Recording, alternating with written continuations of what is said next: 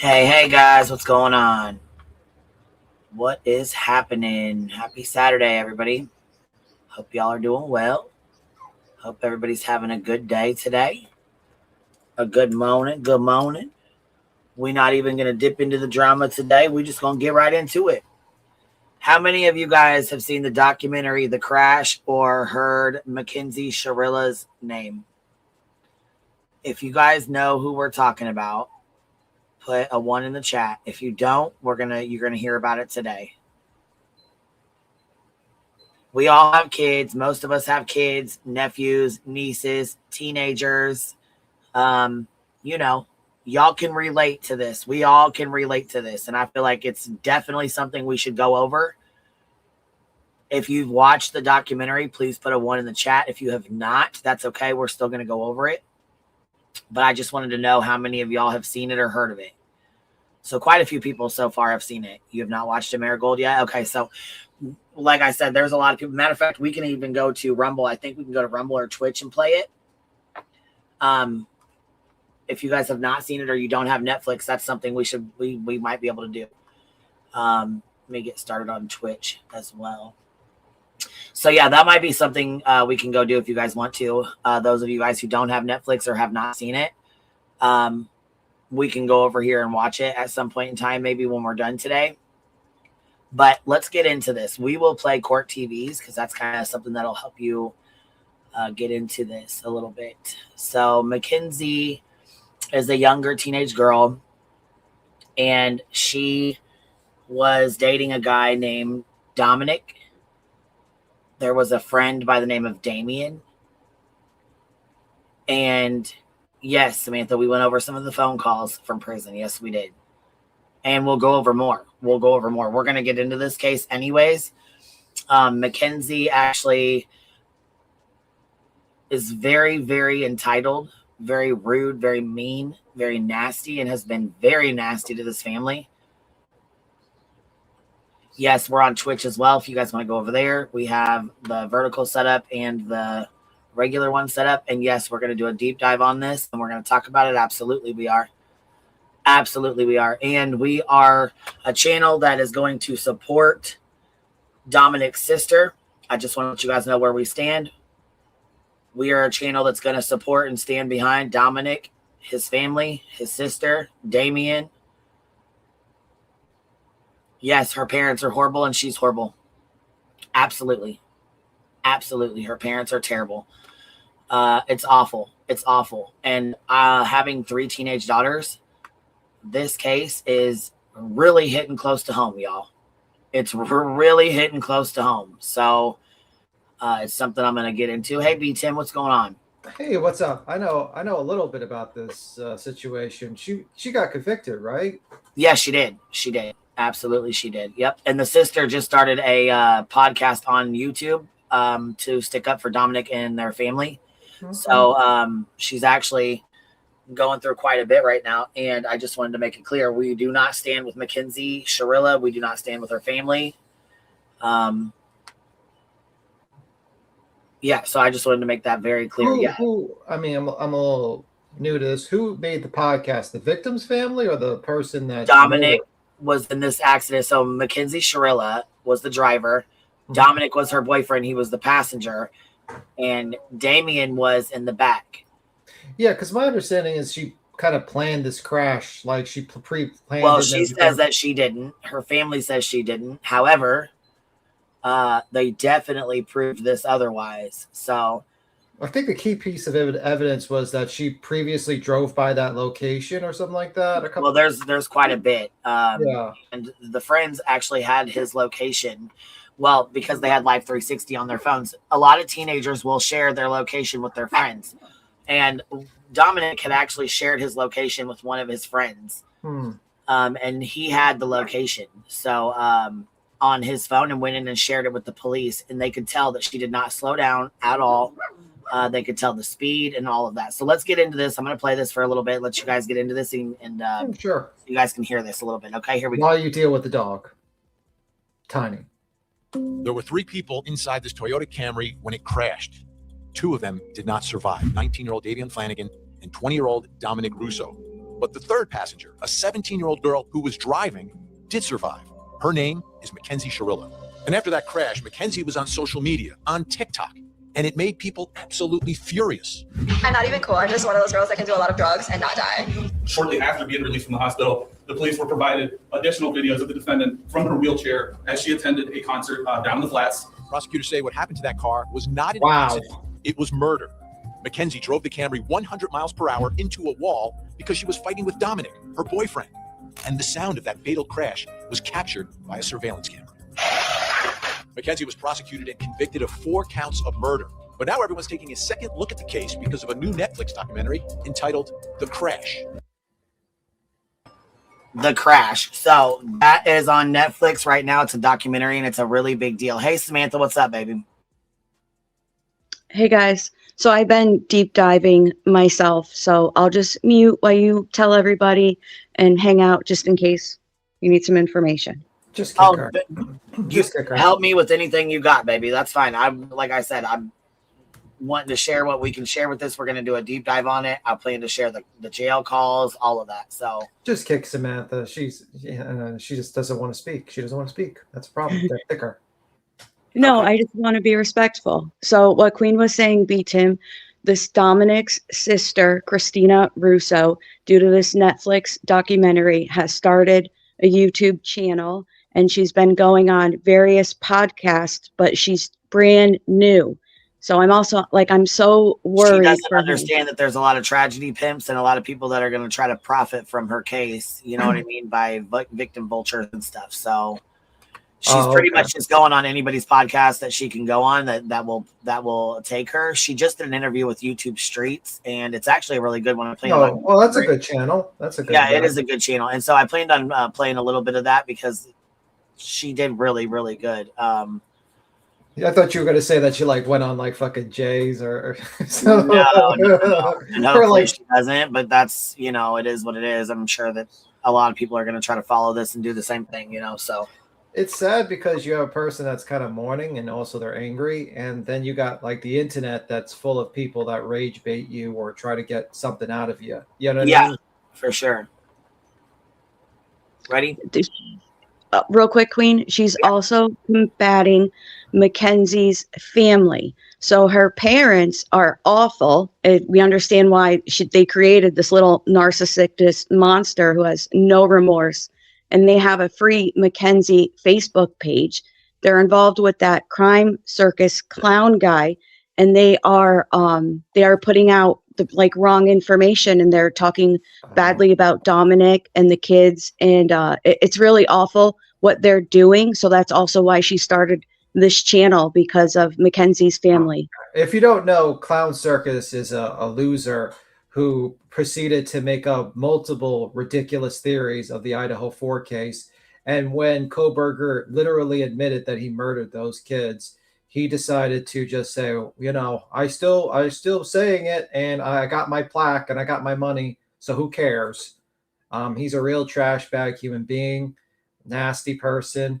I hope one day he gets sued for all the terrible things he said on people. Nasty person. Yeah, drip drop. Yes, beautifully broken. Mackenzie's parents are vile and they are awful. And they definitely on the Netflix documentary, he goes, "Did you do this, honey?" And she goes, "No, I didn't." He goes, "That's good enough for me.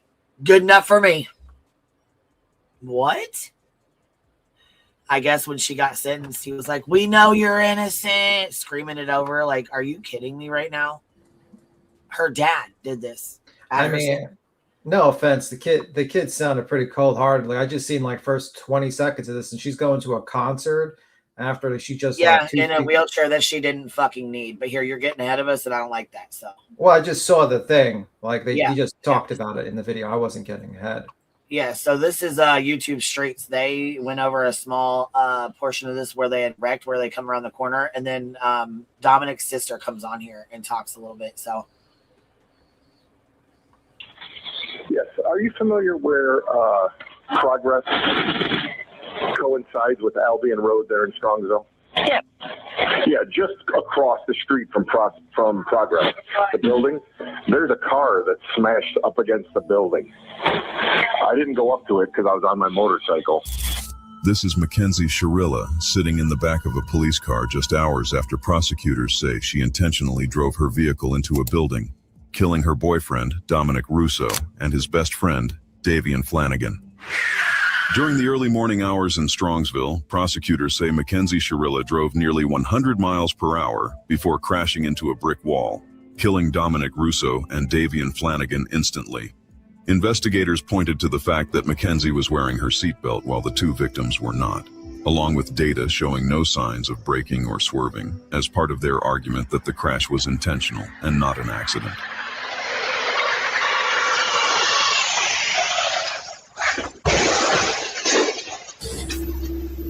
Recording.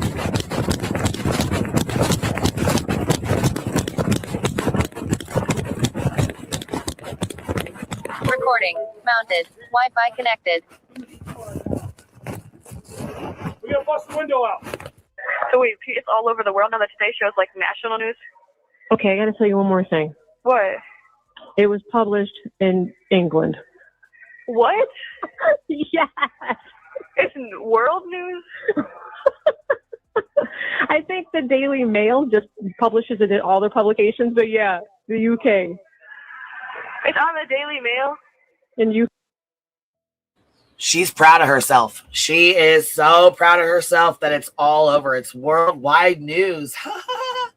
You think you would feel shame. Exactly. You would think, oh my God, I'm mortified. I can't believe this is all over the news. How horrible.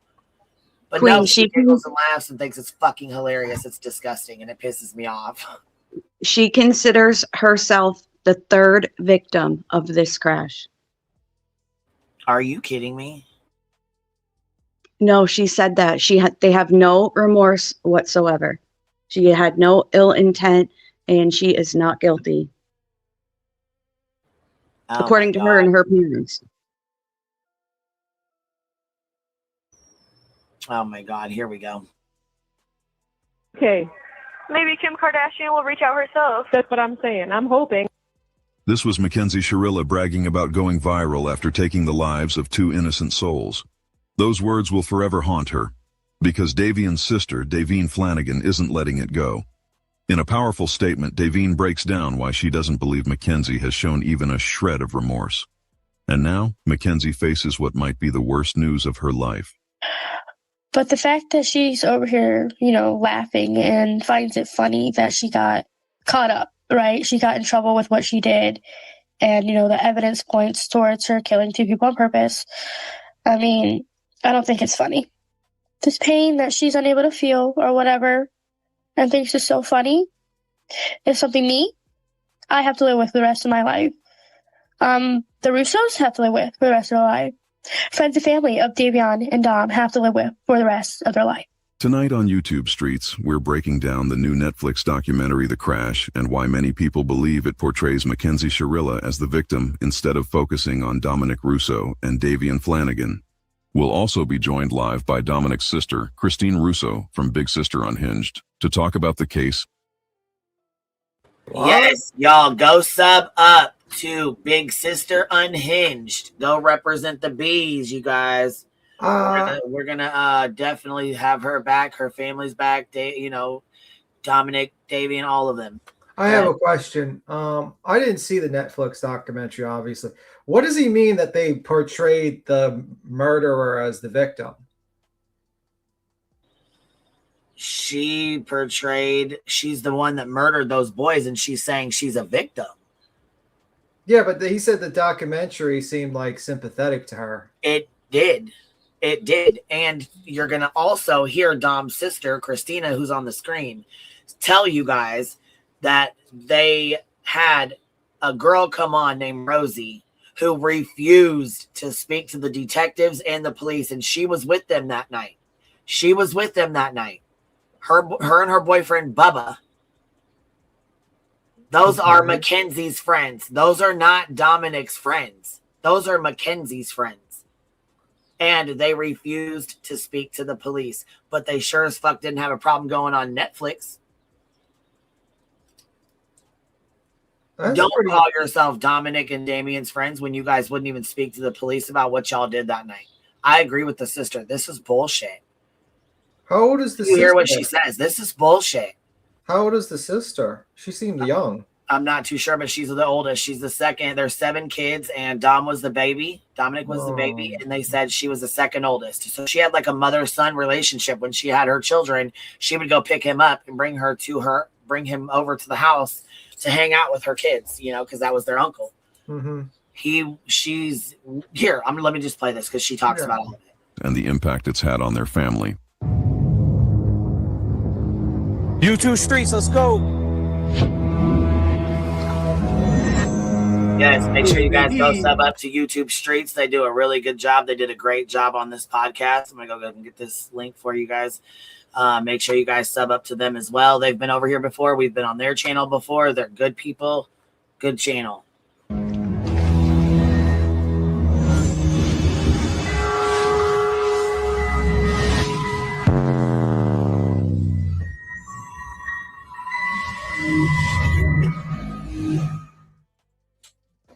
All right, man. New Age Plug, you did it again. You already know what it is. I got DVS stuck in the system in this, and we got a very special guest, the sister of Dominic Russo, big sister unhinged. How you doing? Hi, everybody. Good night. Hey, listen, I ain't gonna lie. When it comes to somebody that's close to the case and somebody that deserves to have a channel and deserves to have a voice, I'm so glad you made a channel. I'm so glad I seen you on Jumpsuit Pablo because we got a lot to get in tonight. A lot to get into. Thank you for having me. I'm actually excited now too. Thank you. Thank you for having me. So let me let's start with this. Like, we want to know more about Dom. So let's start with Dom. Like when he was born, everything. Let's start from the beginning. Dominic was born September 24th, 2001. We are one of 7. So basically, like, the story of our lives is that we are a really, really close family. So whenever I describe any of us, we're family oriented. Dom was the absolute, so he was the baby of the family. I'm the second oldest. I was 13 years older than him. So we had that, almost like a mother and son type bond. He thought I was the coolest person in the world. He was growing up very athletic, super smart, super funny, witty, loved basketball, super very particular about what he wore. He had to have very particular socks and shoes and was very clean cut always. He was just funny, so caring. When I mean family oriented, I mean like we are like almost too close. Our family's super, super close. So holidays, birthdays, the births of mine and my sister's children. He was where we were there together through it all. So he was and he loved his family very, very much. Loved his nieces and nephews. He was so excited to be an uncle. He was just all around. He was a brother to a lot of people. He has some amazing, beautiful friends, very, very close friend group, very loyal. I could keep going. No. Just all around. He was very talented when it came to music. When did he start doing music? Because we heard some songs, and I ain't gonna lie, him and Davion, they both had some talent. He so that was when he got older. I remember when he was young, like I said, he thought I was so cool. I would listen to, when I was like 12, 13, I would listen to like Tupac and Eazy-E, things like that. And that started him on his little music thing. He liked, he loved it. Everything I listened to, he listened to. And I remember actually his favorite song growing up was Thug Mansion. And I'm going to try not to get sad through this whole thing. I try not to cry, but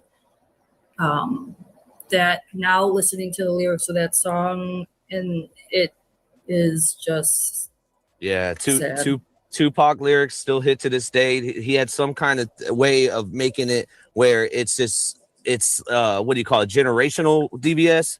just the way his hits right now, everything hit, and especially when you had a song with somebody that you loved and you could go back to, it's like a time capsule of music. So when did Dom start dating Mackenzie? Were you aware of this when they first started dating? Yeah, he was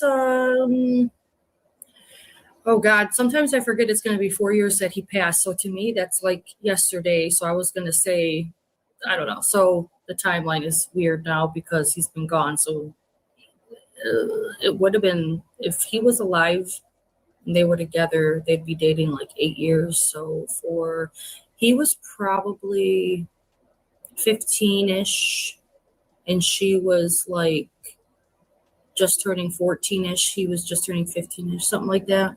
Okay, so we're already getting ahead of we're already nicking in the butt of a false lie that the Facebook group put out that he was way older and she was way younger. It's total cap. They were very close in age. 2 years. And I've heard people say 18 and 13 and you know the internet, but yeah, it was about 2 years and it wasn't a weird thing at first she was wanting to get with him, right? And he wouldn't give him the time of day. Yes, that's correct. She chased him for a while. When I first met her, go ahead. So I didn't mean to cut you off. I'm sorry, but I kind of wanted to know, do you think that it was genuine by her pursuing him, or was there like an agenda other than love? That's where I'll stop it at for right now. Samantha, you got anything to add to this? So the Facebook page that he's bringing up is ran by Mackenzie's parents. And that's what I'm saying. They have this whole little like group where they are attacking her brother Dom and then Davion. They're saying nefarious things about them, just like the age situation they addressed. They make it seem like she was so much younger when they were only 2 years apart. So it's really sad. Now the crash, I felt that they showed her parents and Mackenzie, they look like psychopaths, no remorse. They didn't do them any favors. But when it comes to the accident itself, and you have what her parents are putting out there, then the Netflix kind of left it they left it unopened, like for your determination. Now, a lot of people like us and, me, you are friends. Obviously, we know she's guilty. But then you're going to have those other people who are just going to push the ugly narrative that she's not. And it's awful. My heart breaks for her. I was watching this video this morning. It's really heartbreaking. I'm just glad she's speaking out for her brother.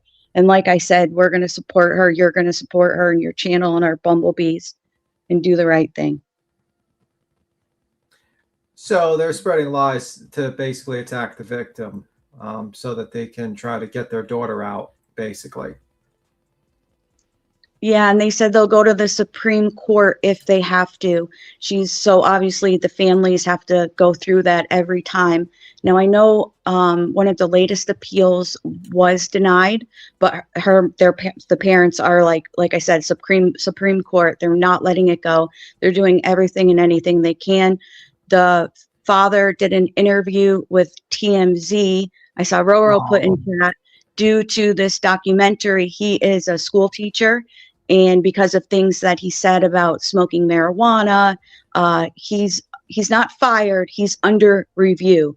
But the parents of the children were outraged over the things that he said about drug use in the documentary. What did he say? I mean, like, what did he He say? was saying, oh, well, what am I going to do? She's a kid. She's just smoking dope. She's 17. I'd rather smoke dope.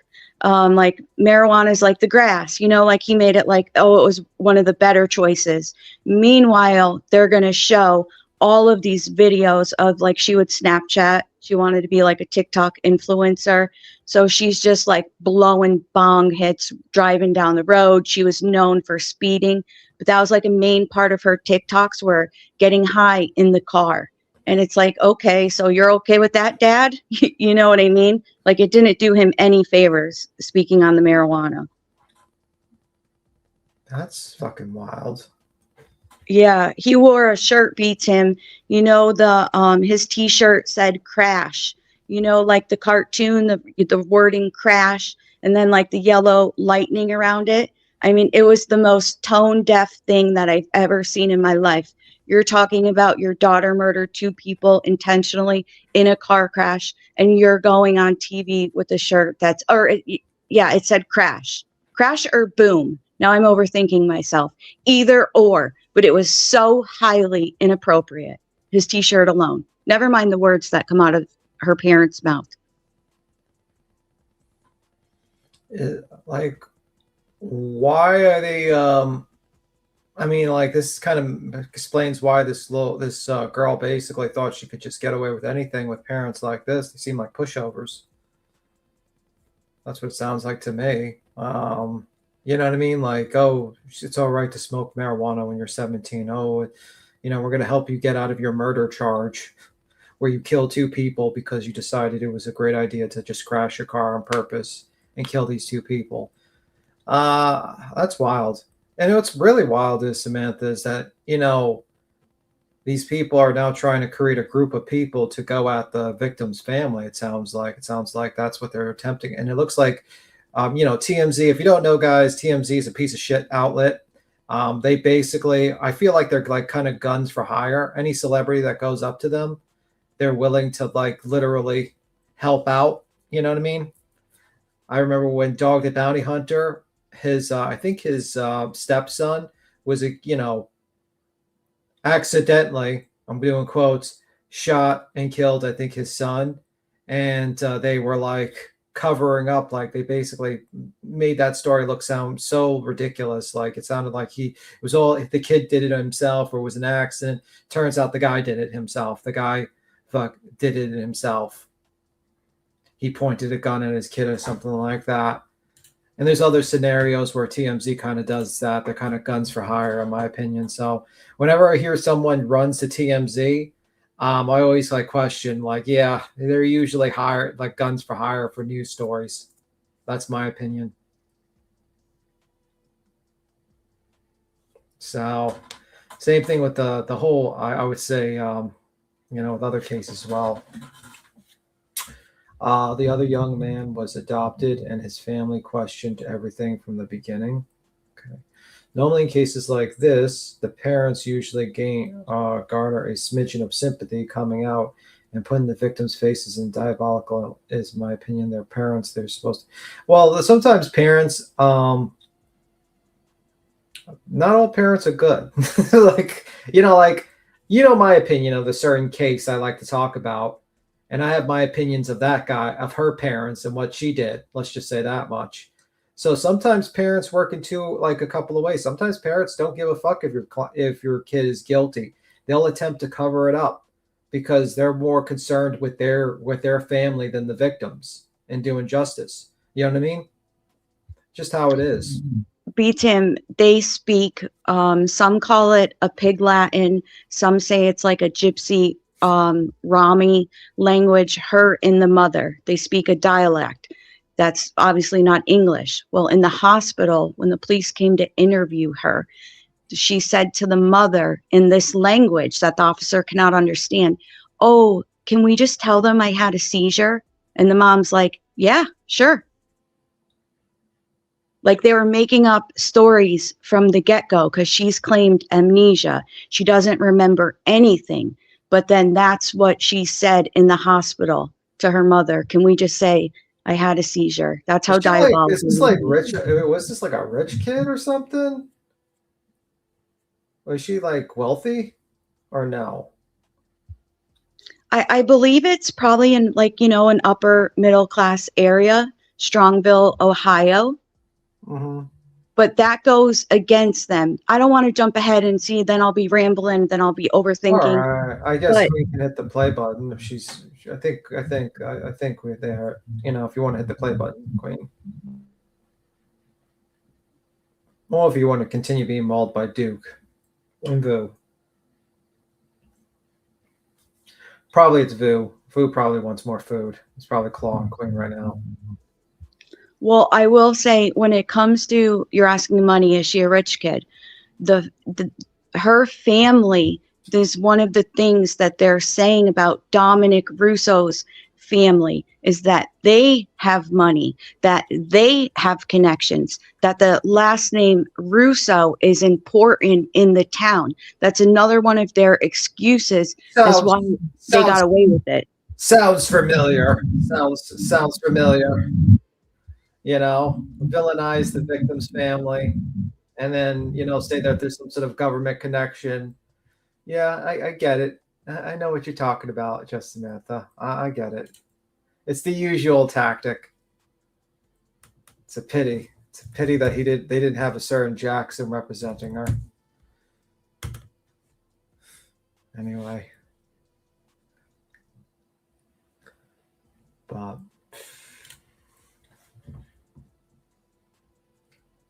Don't it beat him? I don't know what that means. They all have money if they live in Strongville. Okay, I have no idea. I just realized that today with the panel and home sweet home, pleasant, all the wonderful words describe it. Oh, nice.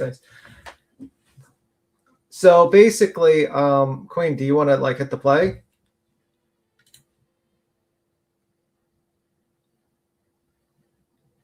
Or not? Yeah, so the father's a college professor. Yeah, I just don't get it, man. You know what I mean? Like, you see, you get one or two ways with parents. Either they're very like, you know, like I remember Quentin Simon and the mother there. Like a lot of people went after the mother, you know, of Leilani Simon. They're like, they just went after her. But you know what? She took responsibility. She said that if her kid was guilty of it, she would drive her to the jail. And she did. She did drive her to the jail. You know what I mean? You don't get a lot, you know, and that takes a lot of, you know, and I give a lot of credit to that woman because, you know, it's tough giving your kid away, you know, knowing your kid did something terrible and making sure they get punished for it. You know what I mean? And she basically, she made sure to drive her to the jail. It seems like the opposite with these people, you know, which is kind of crazy that, you know, you know, Leilani Simon's mother gets, you know, a whole hate group of people. Meanwhile, she didn't try to cover it up. She drove her over there. And this group, this family over here is attempting to like villainize the victims, try to figure out a way to get an appeal, no remorse, try to cover it up. It's like, it's kind of crazy if you think about it. Oh, you know, those prisons that you would Google, those really nice prisons like in Norway. So Mackenzie is at what's referred to as Camp Cupcake. They have flat screen TVs, they have couches. It's basically like a college dorm. And she's so privileged that she doesn't even have to eat commissary because her parents send her food through third-party apps. So like salads or burgers or chicken fingers, anything fancy that can be processed, they send to her and then she just heats it up. She's too good for the... Where the jail allows this? Yeah, she has an iPad. She has makeup.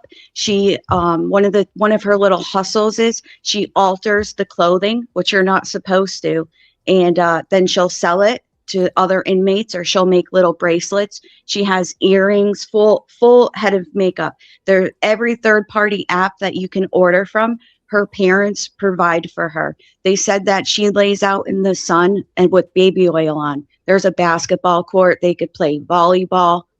It's like egregious. Why would they ever send anyone to this prison? This sounds better than most people's fucking home life and outside of prison. Like, you don't have a job, you get to sit around all day, eat fucking takeout, and basically sit in the sun and play sports all day and watch TV. That doesn't sound like prison to me. Yeah, it's awful. And on top of it, she has no remorse whatsoever. She does not feel she's guilty or done anything wrong. Yeah, I don't get it, man. That sounds crazy. Well, it's the Department of Corrections, not the Department of Punishment. Yeah, but you should get punished. That's the point. You go to prison, you're not going to get the same freedom. Your freedom is taken away. That's my opinion. I mean, you need to suffer a little bit. You know, me personally, if I had my way, if you kill two people intentionally like that, you might be plugged up to Sparky, if you catch my drift. I think intentionally murdering two people should automatically get you the death sentence. I don't care how, you knew what you did was wrong. There's no point in keeping you around. You killed two innocent people. That's my opinion. So I have a very, very different view on the concept of prison should be put for places for reforming people, not for shelving off people that killed two people innocently. So that's just my opinion. I know people would disagree with me, and some people are against the death penalty, but not me. You kill multiple people, you go bye-bye. We don't need you anymore. Who was in prison with her recently? Oh, did he? Okay, we got to watch that soon. I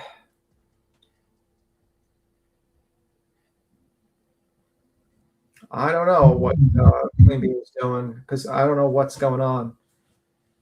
So I'm a little lost. Well, it's a good thing I'm here to hang out with you. Yeah, I mean, I wish I could talk. There's a little bit of echo whenever I talk. It's like your phone. It's like a reverberation. I think whenever you're not muted and I talk. Oh no, I'm sorry. It's fine. It's fine. 15 years of death row while the taxpayers pay is ridiculous. Yeah, I agree. We need to steamroll that to 2 years max, and you go bye-bye. That's what we need. Oh, is it glitching? Okay, I'll tell Queen. Queen is chasing Duke. He weighs, yeah, probably. Dog probably ran off again. We're going to get another call to the mayor. But well, I'll go to chat, beat him, and then maybe if there's some questions in there, I might have the answers. I'll go to chat. All right, I'll stay up here by myself. I don't want it to be glitching, I got it. All right. Bye. All right, ready to go. It's graduation here. So, like I said, this hits closer to home than you guys realize. This happened after their graduation. That's what my daughter's going through right now. It's graduation. One of her teachers just stopped by and they dropped a card off and was congratulating her. She graduated 6 months early, so they never got to say goodbye. So they just showed up. I didn't want to be rude. You know what I mean? So I had to step out for a second. I appreciate you guys hanging out for a second, Okay. You sure that's on a cover that you chased down Duke and we're going to get a call to the mayor soon? Yeah, it could be, Okay. Something like that. All right, here we go. She actually, I've been with this movie, the documentary that came out. I watched it in January. I got to preview it. Long story short, I've been trying to watch it here and there because I have to talk about it tomorrow in my life. And so I'm trying to, but I keep shutting it off. But today I noticed that the parents even said themselves, they're disgusting parents. They said, I agree with oh, you. it was about the money. Yeah. So they literally said something like, oh, it was he had money. That kid did financially not hurt for set money. off. Yeah, financially set and off. she liked that. She was prostituting. So that was all pretty soliciting in a sense. And I asked that because even so, like, she's so concerned about being on the news, having, I guess you could say, clout for whatever this may be, however she tries to turn this around, right? But it seems like she's trying to profit off of this, and it seems like this has always been her agenda. It doesn't seem like this just happened. The initial intent, that Dom had money is capped because what she just said right there is proof that Mackenzie Shirilla was actually selling her vagina. Like, there's proof of this. She has text messages where she received money, and it was more like, I think she did images too, but dude, something honestly, about her feet too. Yeah, some kind of feet. Thing. Yeah. For sure. Yep. But yeah, no, I'm glad we talked about that because at the age gap that they try to push, that's what we're trying to get through tonight is all the people that's in between that doesn't understand that the intent that Mackenzie Shirilla had in this whole case. So yeah, and that's why I'm doing this too. That I think that's really important to note as well. This is 100% why And I'm so glad that you're doing this and helping me. I get that's one of the big things. So yeah, Paige was not weird. Let me play this clip real quick because it's only 26 seconds, but I want to see what you think about how she said this in the Netflix documentary, how her and Dom were going to get married. I've never spoke before, and I never told my side of the story, and I understand there's many different sides to the story and different perspectives, but I just want to say my truth, and I just know myself, and I know I'm not a monster. We were just two kids messing with each other, and then as the years went on and we stayed together and grew closer, we would have probably been married by now. So if we go by the evidence and the whole incident where she was trying to get in the house, and I believe they used this in court, where she's trying to get in the house and he recorded the whole thing. I don't see them having a future together. Like even if, let's say hypothetically, Dom is here to this day and survived the. Let me stop that and back it up for you. I don't know if you just heard that or not, but she just said that, or confirmed what he said. He asked about them being together. I don't think they would have been together either, because he had kicked her out and she came back and tried to break into the house, and he actually recorded her on the phone. She was manipulating the fuck out of him. Absolutely, she was. And when we get done with this live stream today, we will go over and watch the Netflix documentary. And anybody that has not seen it that wants to watch, you're welcome to come over. I will drop a link. But I think anybody and everybody that needs to see this or that wants to see this should see this. You need to see how the not Netflix, how they portrayed this. And then you can go back and speak to the family and see their interviews and listen, because it's really, really important. The facts don't link up. You can go look at Christina Randall. She did a video on this and said the same. You can go look at some of the huge podcasters. Annie from 10 to Life, Annie Elise. She also did another one that said, here's 10 things that the Netflix docuseries did not tell you. There's a lot of shit that happened that they don't tell you. Brandy Wine, thank you for showing love and dropping a membership, baby. I appreciate you. You know you messed up when Annie Banani. It drives me nuts, B10, because I have teenage daughters. You know what I mean? Like they're living in a world. These kids are living in a world we know nothing about. You know what I mean? Like it's a virtual world. Yeah, but you know you messed up when Annie Banani's correcting your misinformation.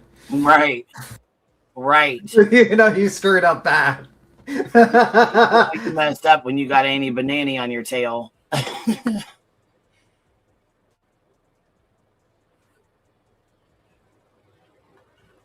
He's not going to be with somebody that literally did that to him, because if it wasn't then, it would happen again.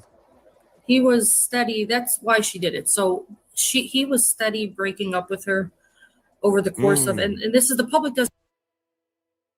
YouTube Streets in the house. You did an excellent interview. I am so glad you guys did this, YouTube Streets. He said Dom was moving on, and I think that is the problem. I think she was really not having that. She did not give a shit. Yeah. And was not going to allow him to move on in peace. Absolutely not. Just Samantha says, great job at YouTube Streets. We need to protect Christina from all the vultures out here. Yeah, absolutely we do. Absolutely we do. I hope you guys, YouTube Streets, gave her a heads up on the victim vultures and the tragedy pimps, the ones to kind of steer clear of. Let me see. Isn't here at all, so I'm glad we're doing this in one spot. So he was steady breaking up with her for, it had been going downhill for let's say 8 months, a year. Like as soon as they moved in together, it started going downhill. So I don't know if you guys have been in a toxic relationship, or like it was going, me too, and I know exactly what happened, and we know personally. So he had been breaking up with her on and off for a year. And it got real bad the last 6 months, then a few months it was starting to get worse and worse, up until she tried to crash the car with him in it 2 weeks prior. I don't know if you guys knew that too. We were going to ask you about that, because that has been a thing that people have been talking about. Because they spun that. They said that Dom tried to wreck the car at that time. Yeah, he pulled the steering wheel. She tried to save face. What happened was 2 weeks prior to her killing him. They were driving down the highway on 71. We're from Cleveland. They're driving down the highway. She starts threatening to kill him. They got in a fight. She's speeding, threatening to kill him. And he called his mom and a buddy that was there. They were together. So he calls his mom and he's, Mom, come and get me. She's, and she can hear her in the back screaming, I'm going to fucking kill you. I'm going to fucking kill you, blah, blah, blah. Wow. And so he finally, my stepmom's very. Yeah, I don't blame him for wanting to move on. Snake's Place, awesome, because I canceled my subscription last month and wanted to see this. All right, yeah, I got you. We're going to play it as soon as we get off this live stream. We will go play the Netflix documentary for anybody who hasn't got to see it yet. I'll go play it on Rumble. I don't know if I can do it on Twitch. I can try to do it on Twitch. I wouldn't. Rumble. Okay, we'll do it. I'll go set it up for Rumble then. We'll go play it on Rumble, and then that way you guys can watch it, and then I'll delete it.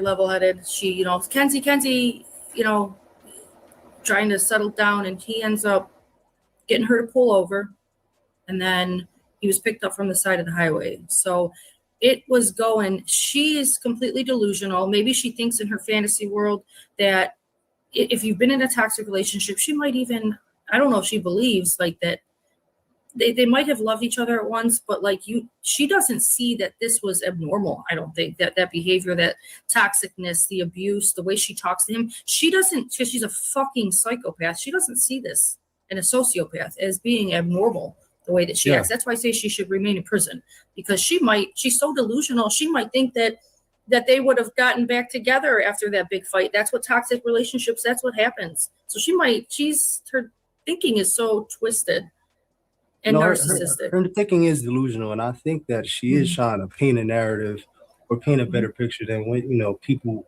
would eventually find out, right? It's going to take some time, but I'm glad you're here, because this actually hits the nail on the head with everything. It nips everything in the butt on the what ifs and the could haves and all that bullshit. You can tell in that little piece that we just showed, she is not sincere at all. There's no genuinity.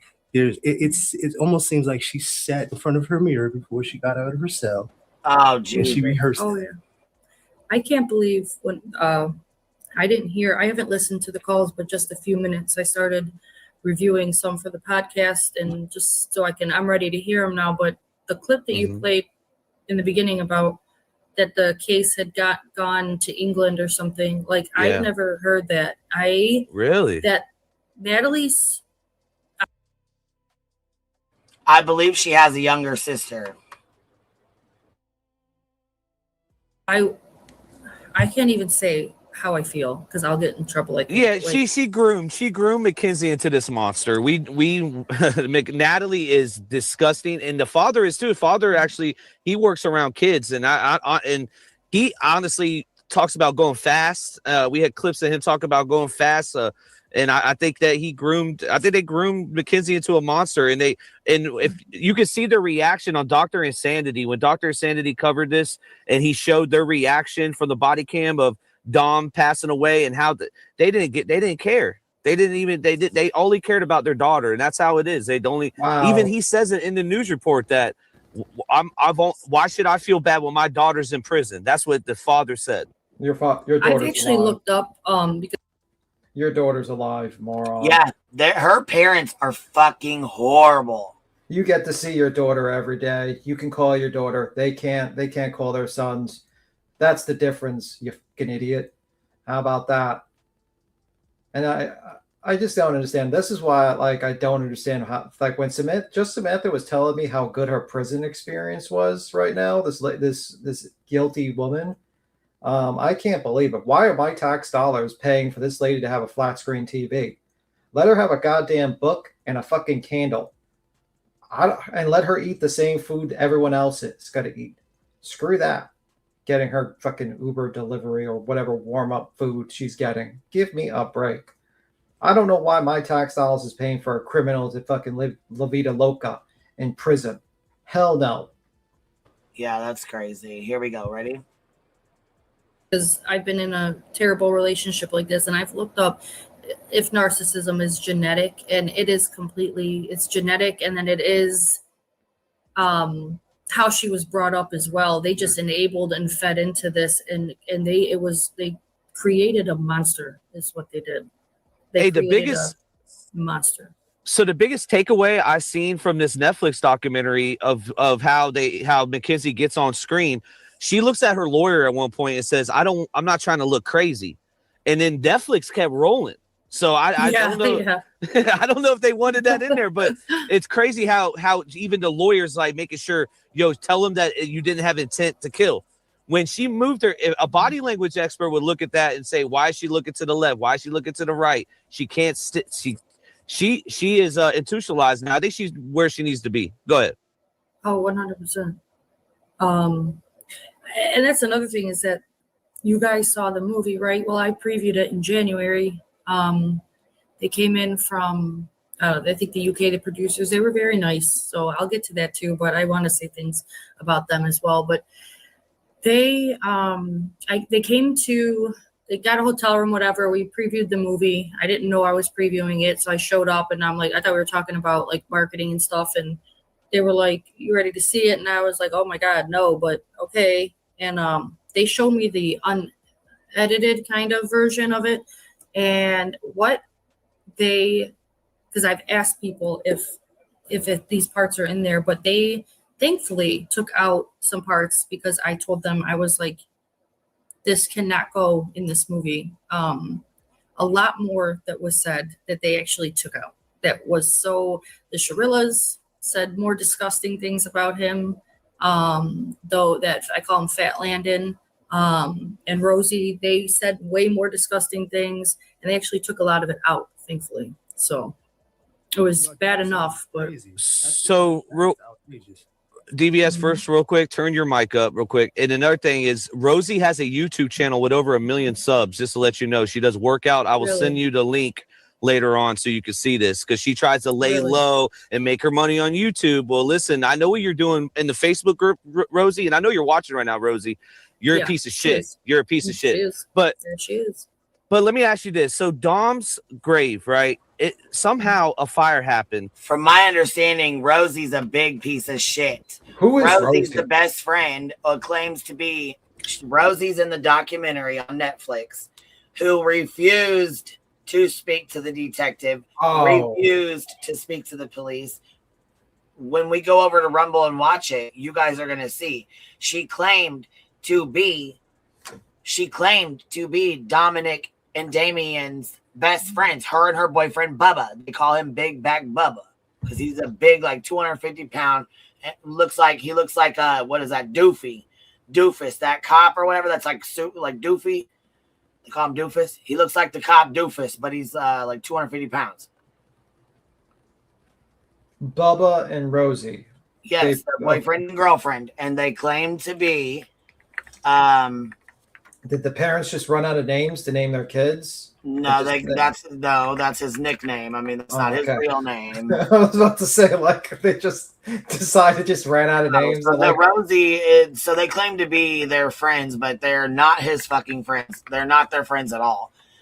Matter of fact, they actually say really bad things about him, to be honest. And from my understanding, they say they make some really shitty claims on their Facebook pages. But this right here is Rosie. Let's see here. Let me open this. This right here would be Rosie, the person who was on Netflix who claims to be the best friend but refused to speak to the police, but had no problem running her mouth to Netflix. The one who said, yeah, we used to do shrooms and get high and smoke, and it was all fine and well. There's videos of them driving and smoking weed, which I smoke weed, so I can't say shit about that. However, she's 17 years old. Yeah. Driving, which both are illegal. Yeah. Her parents seem to not give a flying fuck, in my opinion. And, yeah, it just gets worse from here. So And she has 1 million followers or some shit? Yeah, Rosie does. Well, on TikTok, yeah. I mean, yeah. Doing what? What do you mean for what? Like for what? She just talked This to them? accident, for the, publicity, like because she's a younger girl. Like, here's This is interesting to play. So we'll let's watch this real quick. This is the perhaps reach a judge. So this is where I believe the ending, where the judge comes in. And again, what you just did there is not going to help in the public reaction to what she did. All right, now it's time for her formal sentencing by the same judge who found her guilty at the bench trial. Let's take a look.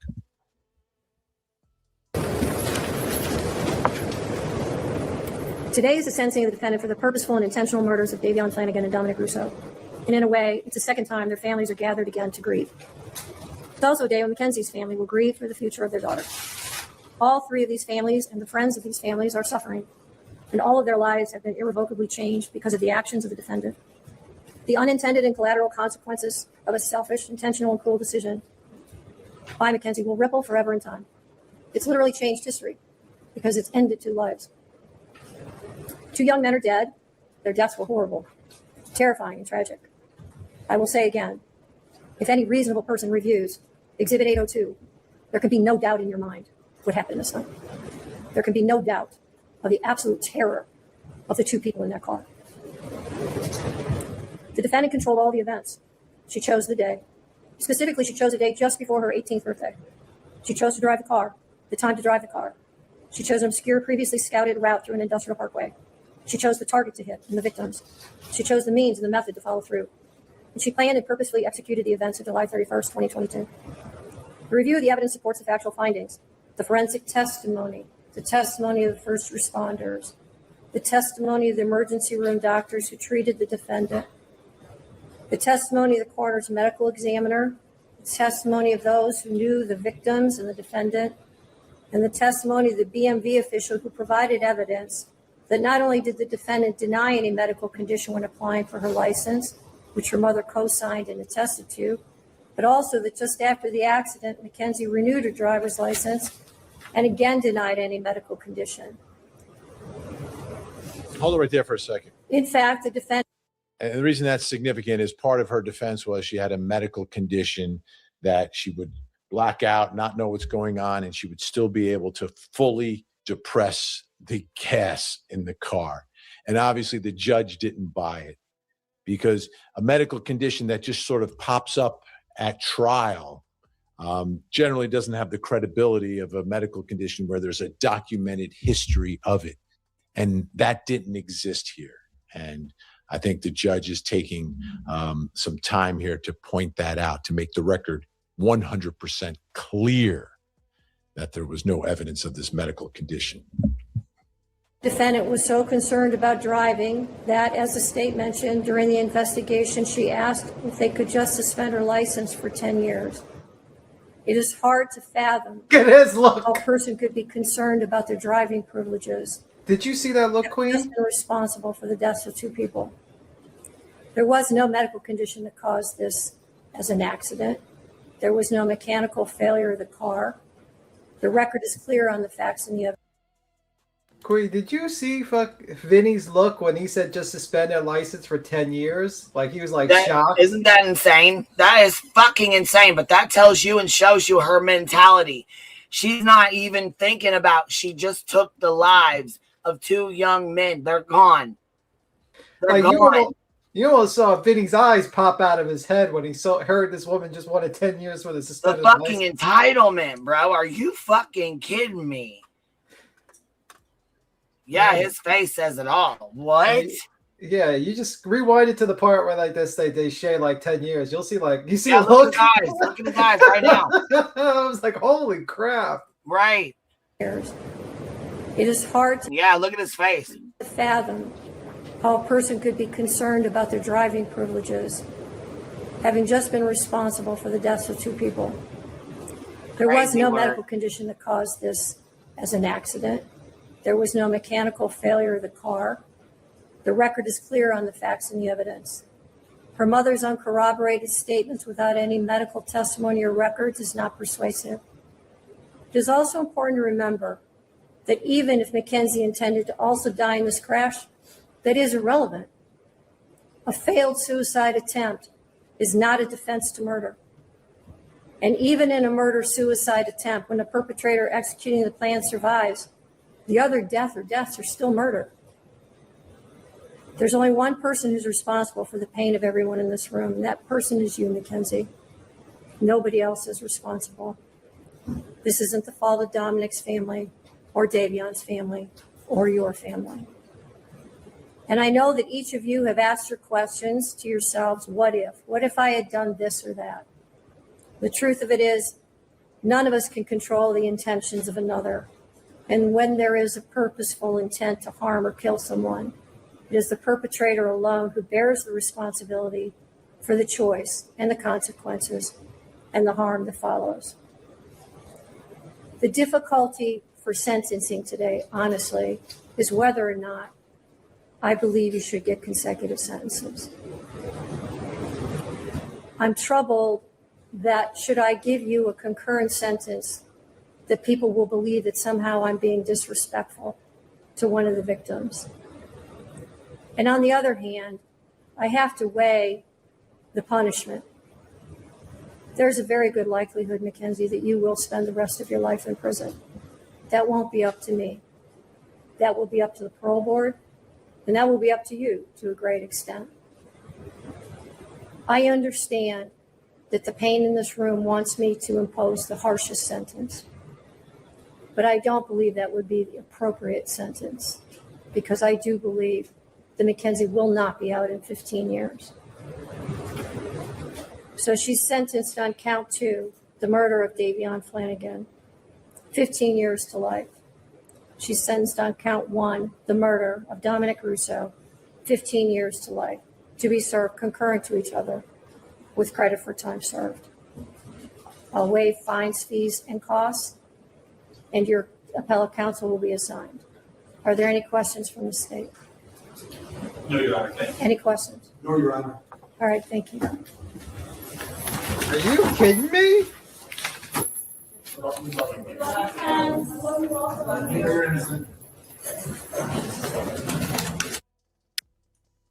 This judge sucks. Oh yeah. Oh, this and now you know why there's so much outrage in this case. This judge is like the softest judge I ever seen. I would have made her serve like consecutive. And people are like, "Oh, Mackenzie's she's in prison. She's where she needs to be. She's miserable." No, she's not. No, the fuck she's not. Look, she has a new hairdo. She is in there getting along, having a good old time with her friends. The only thing is, she said she doesn't want to shower. They said, "Why?" She goes, "I don't, because they're nasty." And then she calls her mom and cries that she's got bumps on her ass because she ain't showering, nasty. Stanky booty ass. She don't want to shower in there. Well, I mean, okay, but that judge be like, what happens when you get yourself in, you know what I'm saying, in a position like this. Sorry. I can't believe that judge gave her such a light sentence. Are you kidding me? Here, if that was a guy that killed 2 women the same way, he would have gotten them fucking consecutively. Guaranteed. All right, let's watch this. Here we go. I just want to say, am I allowed to address? This is Natalie Shirilla, Mackenzie Shirilla's mother, okay? Her mother, okay? Don't get too fucking mad, y'all. You mean the Wicked Witch of the West? Don't get too fucking mad when we're watching this. Let's go. Doesn't she look like the Wicked Witch from the West from Wizard of Oz? A little bit. All right, ready? I just want to say to the families that I'm broken, sad, and lost, and my heart hurts for everyone, okay? Davion was her new friend, and Dom was the love of her life, and he was part of our family. I'm hearing a whole lot of I, me, our family, my. Okay, I'm just so sorry that this happened, and we're heartbroken. I'm heartbroken. I'm sorry that this happened. I'm sorry. Look at Vinny's face. Okay.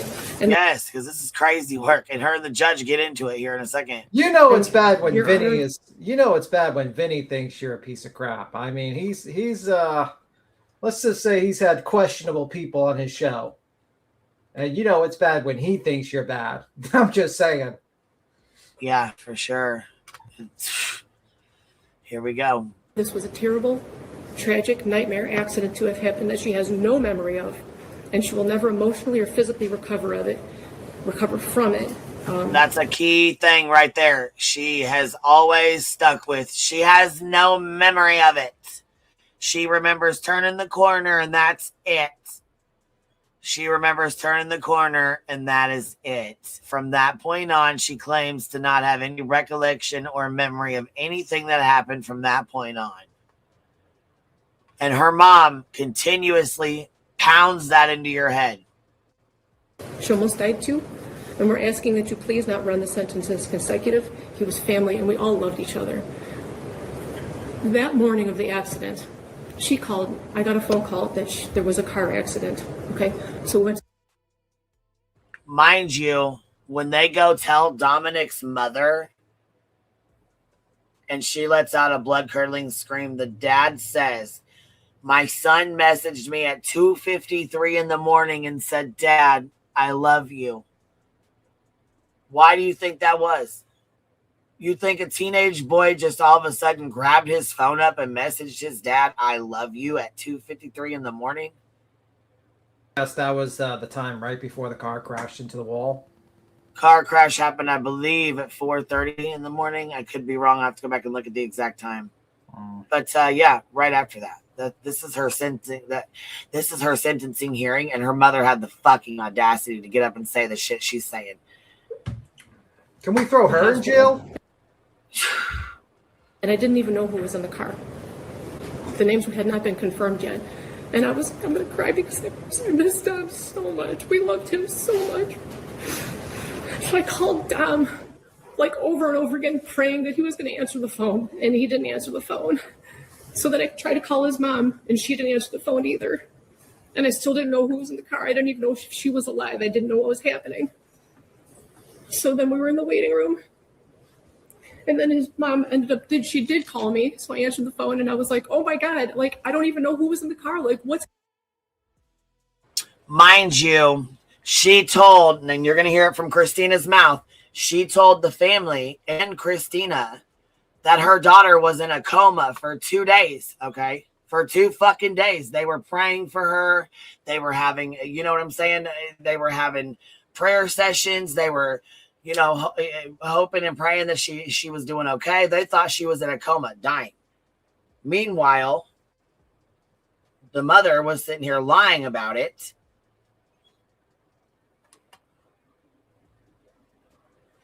Happening was that time, and she said, what do you mean my son is dead? And I was like, I'm so sorry. And then she said something like, and now I have to wait until your kid's out of the hospital. And then I didn't hear the rest. I was like, we loved him so much, and I hung up the phone. I did not talk about social media. I didn't even know what was going on yet. Okay, so then that was it. So in the hospital, that Vitality post, I commented on that because somebody had called her a murderer. Okay. And she's not a murderer, so she can even. She's a convicted murderer, Natalie. She is.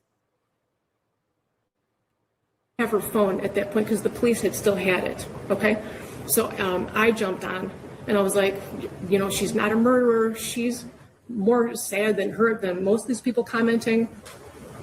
She's been trying to get in touch with you. I mean, at that point, it was just an accident. So I commented on her behalf, not because of the modeling opportunity. Who cares about that? I don't want them to refer to her as a murderer, okay? And I don't even know how that comment got on the phone because the police still had her device and she could not access her phone or social media. That's why I did it. And I had called them asking if they could shut down social media because people were calling her a murderer and making death threats and organizing groups to, you know, take her out when she got out of the hospital and stuff. So I didn't even want her phone. I don't care about her phone. I don't care about social media. I just wanted them to stop calling her a murderer so that when she did come to, and she did come out of surgery, multiple surgeries, that she wouldn't see all these people calling her a murderer because she would never, ever, ever murder the love of her life. Okay? Halloween, for 3 months after the accident. We're going to get into the Halloween and the TikTok, but she's telling the judge who has. She's rambling the fuck off, and she needs to shut her fucking mouth. Was she trying to destroy evidence, basically? Sounds like it to me, deleting shit and getting rid of shit and taking Facebook pages down and all that. Yeah, it sounds to me like she sure as fuck was. Yeah, that's what it sounds like to me. She should be going to jail for as an accessory or destroying evidence, to be honest with you. Fuck this lady. Give her 20 years. Oh yeah, she's a fucking Ruled that her daughter's a murderer, that she's not a murderer. That's not going to help. It's not going to help. Let's get now to Halloween. After the accident, she would only wear his clothes. She would only eat the snacks he ate. She would only listen to the music he wrote, okay? She was laying in bed for 3 months crying. There was a shrine of him next to her with photos and things that he liked, and this flower that lights up that he got her because he wanted it to be fresh and alive forever. It's like a little Beauty and the Beast flower. Okay, she's got this shrine of him next to her. So she was crying for 3 months. So her friends asked if she wanted to go out trick-or-treating or Halloween, and it was at OU. And she didn't even want to go. She said, I don't know, should I go? She couldn't even walk yet, barely. So I told her, I said, baby, please go. It's Halloween. You've been laying for 3 months crying, only listening to his music. Please go have just a moment of fun. A moment of fun. So we told her to go. 3 months My husband after? drove her. I brought her back home. She just needed a second of fun from lady. So she decided to take her to a concert in a wheelchair that she didn't fucking need, and now she's trying to fucking justify that she just needed a moment of fun while she murdered Dominic and Dameon. So she needed a moment of fun. No, bitch, you need to go sit your ass in motherfucking prison. So she basically, after 3 months of this morning, decided to go party. That's pretty quick. That's pretty quick. And her mom's the one encouraging it, telling her to do it. Let me ask you a question, Queen. Like when one of your relatives, when one of your close relatives or the love of your life or whatever, someone died, would you go out partying 3 months later? Just hanging out partying? Fuck no. You know, that seems a little. I wasn't partying. I wasn't partying when both my parents died. I don't party like that when my family dies unless they were somebody that really got into partying like that. And even then, I still don't even do that. Yeah. But I understand people that do have parties and do celebrate. I try not to judge the way people celebrate their loved ones because that it's about celebrating their lives. However, I don't believe that she had the I don't believe that she should have just went and had a good old time and had a fucking ball and just went and had a great time because she needed to relax after she murdered 2 men who had their entire lives ahead of them. And then she got time served as well. That's kind of crazy. You gave this lady time served, Judge. You're a piece of shit, Judge. I can't believe it. Let's see how well you would do if both your sons died from a murderer, you piece of shit.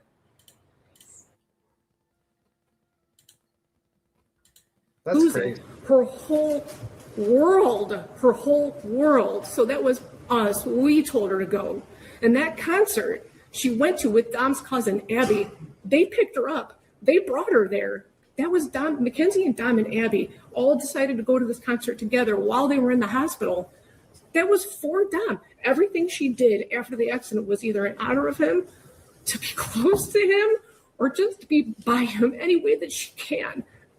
She's like devastated and tragic. He was the air that she breathes. Okay. And they went with his cousin. We spent all kinds of time with him after the accident. What was the other thing? I'm hearing an awful lot about your daughter. I'm not hearing very much about the 2 dead people. Dominic, okay? I'm asking you. Oh, the judge just clocked that ass, baby. Because I'm hearing a whole lot about you and a whole little about them, bitch. Let's hear that again. Devastated and tragic. He was the air that she breathes, okay? And they went with his cousin. We spent all kinds of time with him after the accident. What was the other thing? I'm hearing an awful lot about your daughter. I'm not hearing very much about the 2 dead people. Dominic, okay? I'm asking you for leniency because this was a tragic accident that she does not remember. And instead of saying, you know, this is about them and she's very sorry. She's incredibly sorry for what she's done. she needs to take accountability. No. She continues to go on and on and on and make a donkey's ass of herself. Look at this. Davion, we don't, he's a new friend. And I'm so sorry. What does that mean? His life is worthless? No. God, no, not at all. They all loved each other. They all spent every day together. You know what I mean? I don't know And too isn't much that for part him. of the problem, Mrs. Shirilla? Sorry? Isn't that part of the problem, that they all trusted each other? Isn't that part of... It's not a problem at all. It was wonderful. It's a problem how they all ended up in the car together and two of them ended up dead. I understand. I understand what it looks like. I'm saying that it was a tragic accident. She would never. Well, we're going to have to disagree on that. I understand. Right. And I respect your position, but you disagree with me. I understand. But anyway, that's it. I just wanted to address those. We told her to go to those things, and then she did go with Dom's family. So look at that. Don't look at it with the look on that with different eyes if you can, please. Those things are not relevant. Not at all. But she's a good. If you would have a moment, all you would need is 5 minutes of a conversation to have with her to learn who she is. Just that you would just need 5 minutes to learn who she is and what she's capable of not doing and doing, and you would see for yourself. That's all. I'm so sorry, guys. I'm sorry. Okay. I get it. Parents falling on the sword for their child. Most parents would do that. I understand that. Interesting back and forth with the judge. But she said, if you just had 5 minutes she had the opportunity. She had the opportunity to address the court. Those are the 5 minutes where she's supposed to get to know your daughter. And your daughter sort of punted on the whole thing.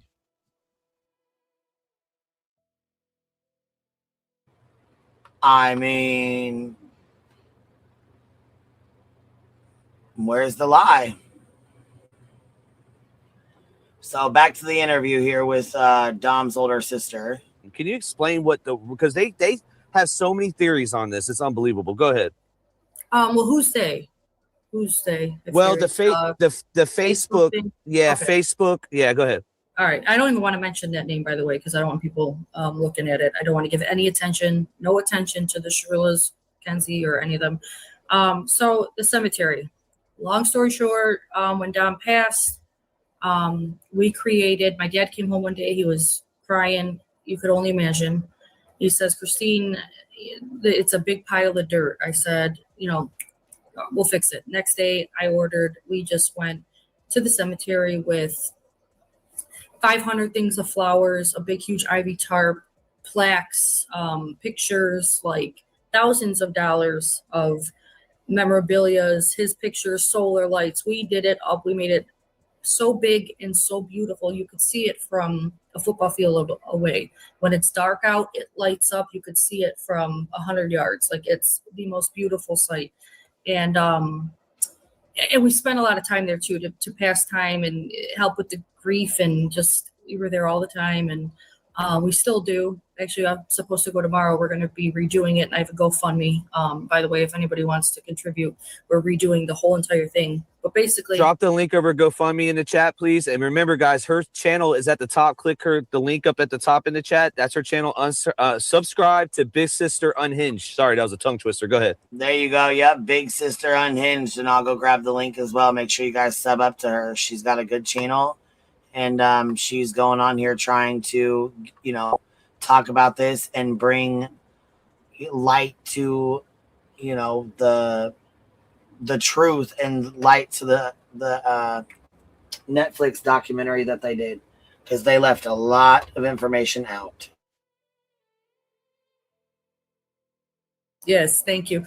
But I'm supposed to go tomorrow to redo it. But so it was approaching the most beautiful thing in the world. People, actually, I call it like keeping up with the neighbors, because all the graves around Dom's, like, all of a sudden they had to start keeping up. It was like they had to start doing more for their loved ones. But so it was going on it was in June of 2023.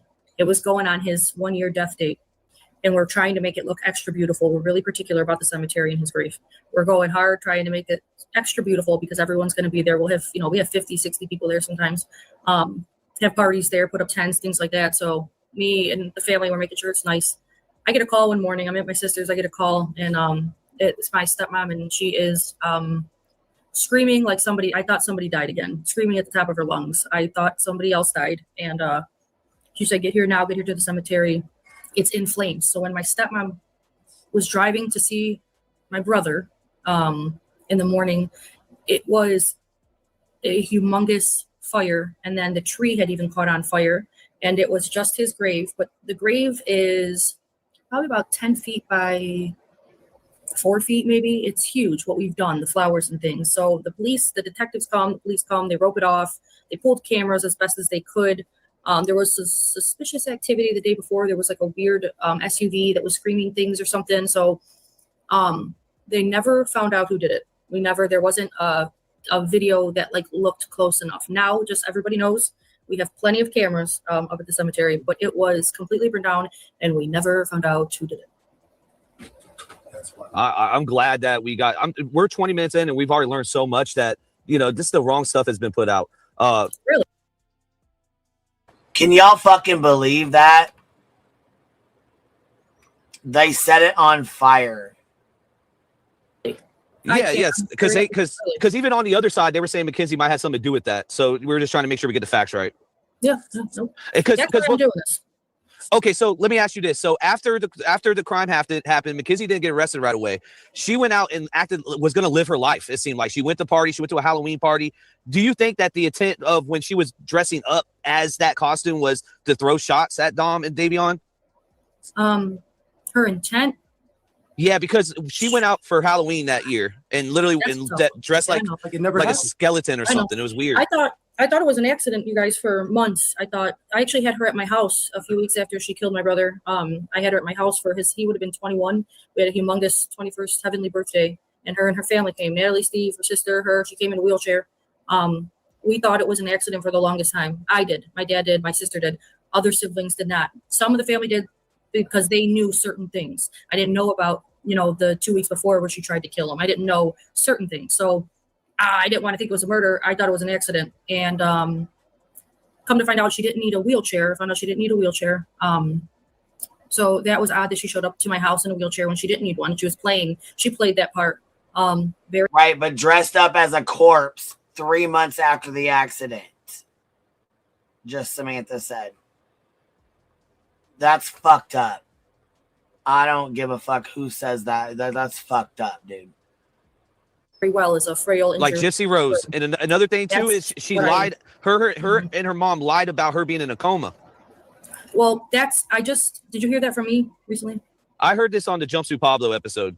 So like I said, on my podcast, I'm going to slowly release information. That was the first thing that I released. So, and I have so much to talk about with the public, like things like that. So immediately after the crash, we thought it was an accident. Me, my dad, and my sisters, who I'm talking about. We were all texting. My sister was texting Natalie and my dad. Like, we still have my sister's text, put it that way. And she, for about... No, that's YouTube Streets. Doing an interview with Dom's sister. They don't stick up for Shirilla the killer. 3 or 4 days, Natalie told us that Mackenzie was unconscious, had not woken up. So we're sitting here praying, crying, devastated, thinking this girl's not going to live. It was a big accident, a complete accident. We were devastated, praying for her. So for about 3 or 4 days, she told us she was completely unconscious. She hadn't woken up. She doesn't know how she's going to tell. These are almost exact words. She doesn't know how she's going to tell Mackenzie when she wakes up that Dom's gone. And come to find out, she knew immediately. It was all a lie. It was all a fucking lie. Yeah, her mother is a piece of work, man. She's almost like a teenage sister, it seems like, when it comes to... They speak a language together. Did you know about this, Christine? Yeah, we knew about it before. It's really just when they don't want people to know what they're talking about. But we've heard her. She didn't speak it a lot, but we knew that she spoke it prior. And what do you call that? Is it Carney talk, Pig Latin? What do they call it? I know someone who owns a carnival, and that was the first thing, because we didn't have a name for it during the trial. We couldn't figure out what it was. They didn't even have it interpreted for the trial. And it wasn't until after that we found out what she said, which is really messed up. But so it's not Carney. I know an owner of a carnival. It's the first thing I did was call them, what is... So, did you just hear that? Mackenzie and her mom have a language that they talk to each other in. It's Romanian. Is that what you're saying, Artist Creek? It's Romanian. Well, they're saying that basically it's oh, and she was totally awake in the car, so she heard them pass. I don't know. It's just Tessa. She's saying she doesn't remember anything, but Pig Latin. Okay, well, I'm gonna play a clip for y'all, and you guys tell me what you think. Okay, I'm gonna let you guys hear it and tell me what y'all think. All right. Let's pull this up. You guys tell me what you guys think about this, okay? Here is a clip of Mackenzie Shirilla and her mother speaking on a prison phone call, and Mackenzie speaking some type of gibberish to her mom. Watch. Right, yes. Either we that he did like the kid with the radio sheet like he did read which one? We don't like either me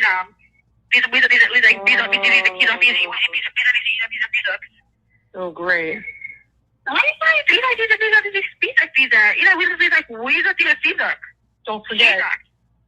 Don't forget. You said, can I say it out? Can I say it to return just to make sure?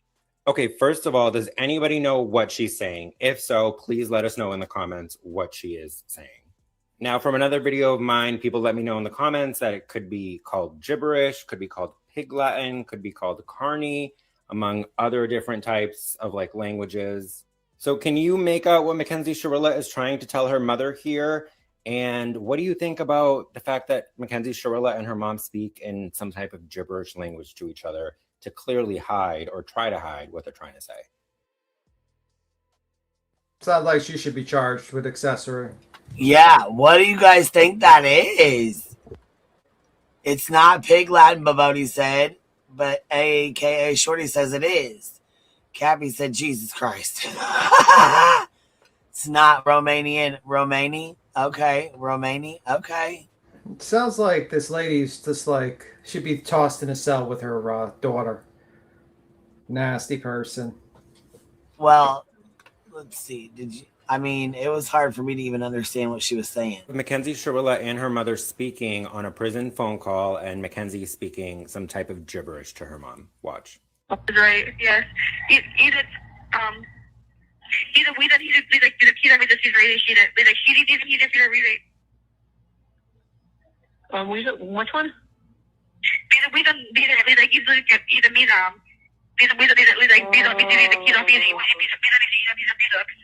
oh great.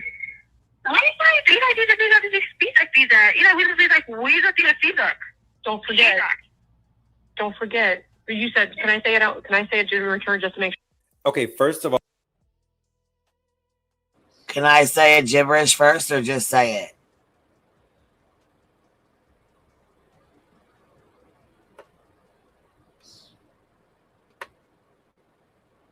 What do you think it is, B. Tim? I don't know. It's probably something they worked out. They made up their little signal, code words or some shit like that. You think they made their own language up, like between the two of them? You think she taught her own language, like when she was little or something?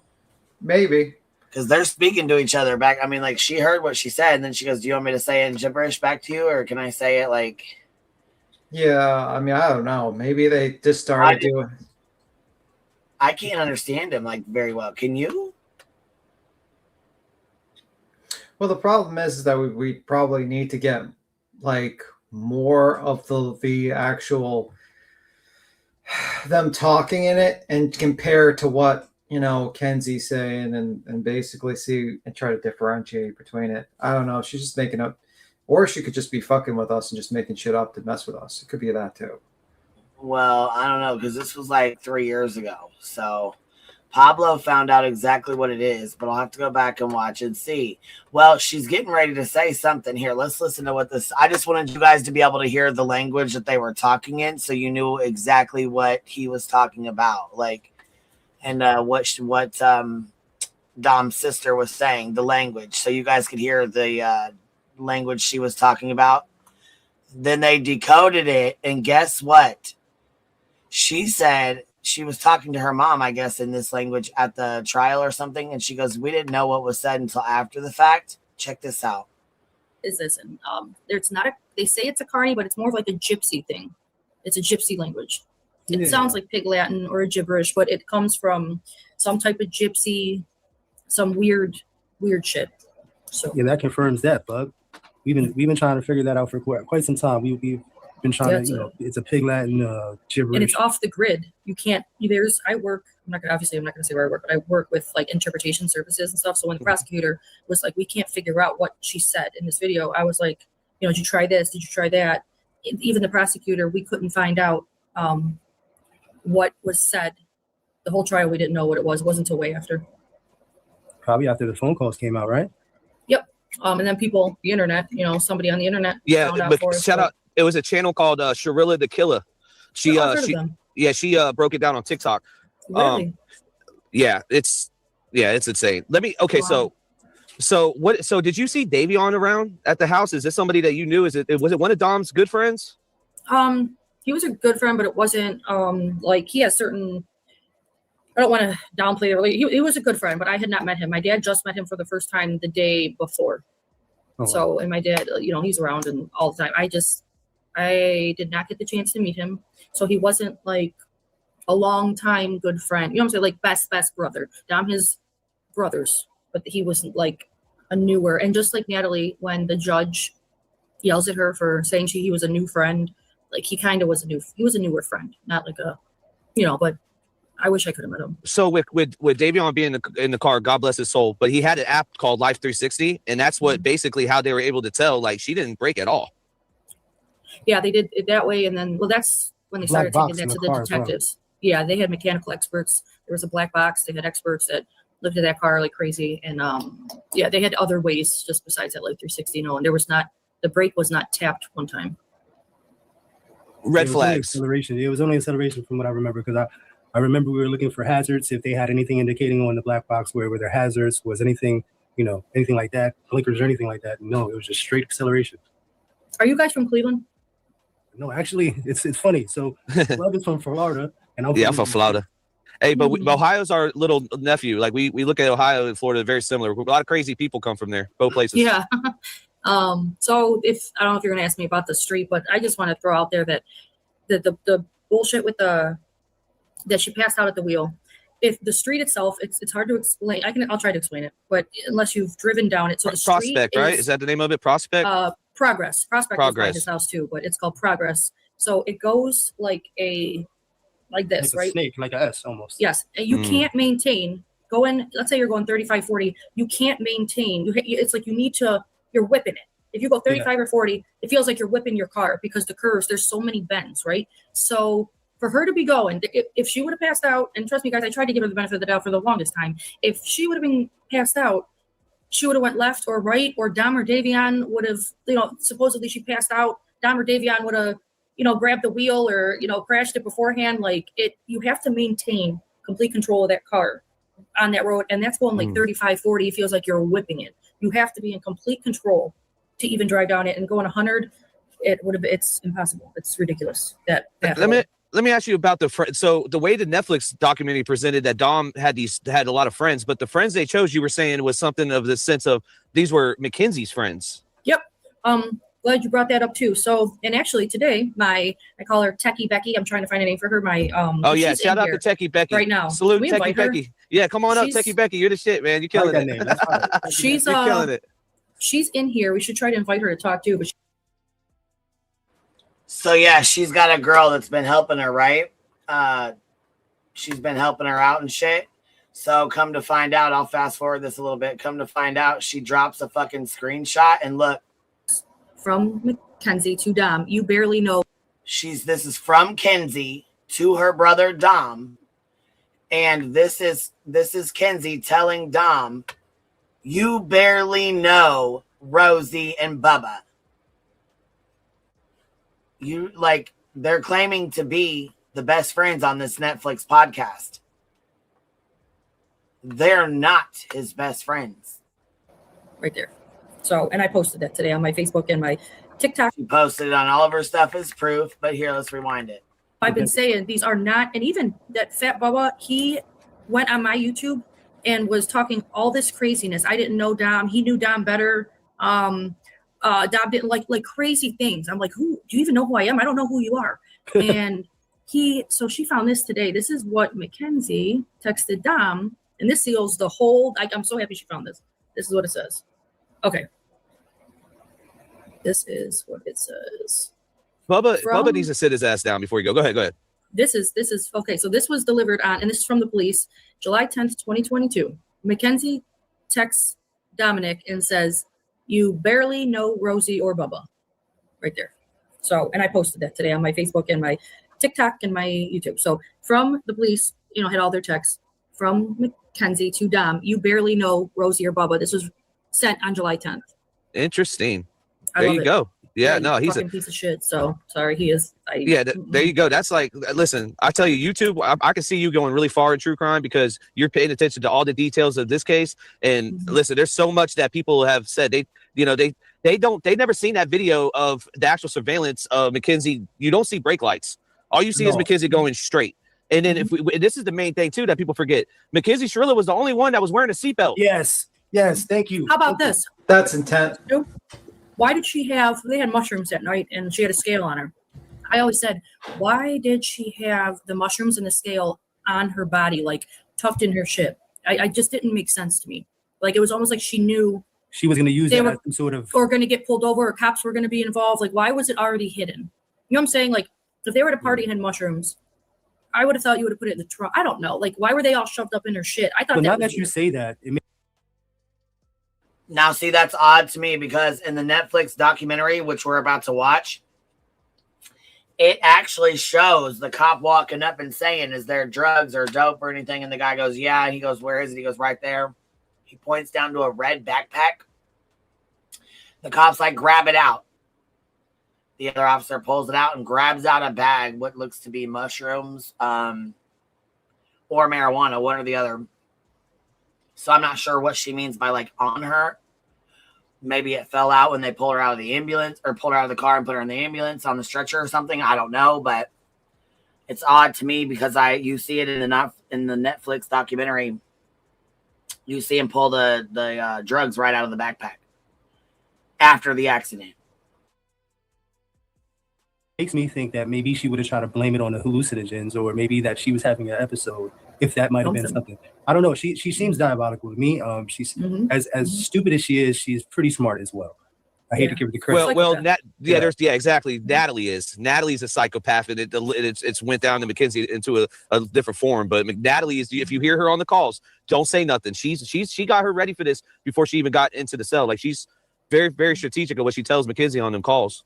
That's why I said the second this happened, the second that this happened, they started their cover story and trying to cover this up from, like I said, she lied to us for 3 or 4 days and said she was unconscious. The only reason she would do that was to make sure she was getting their story straight. So, yeah. Yeah, that's crazy. Some of those calls, I know you haven't listened to them. I think it's the unhinged, the big sister unhinged, or the unhinged big sister. Let me go grab I'll go grab her link. And we'll drop it again. Because I think it's the unhinged big sister. The big sister unhinged, okay? She had 18,000 subscribers. She's up to 27.9 in like 3 days. So she'll probably be hitting 100,000 here real soon.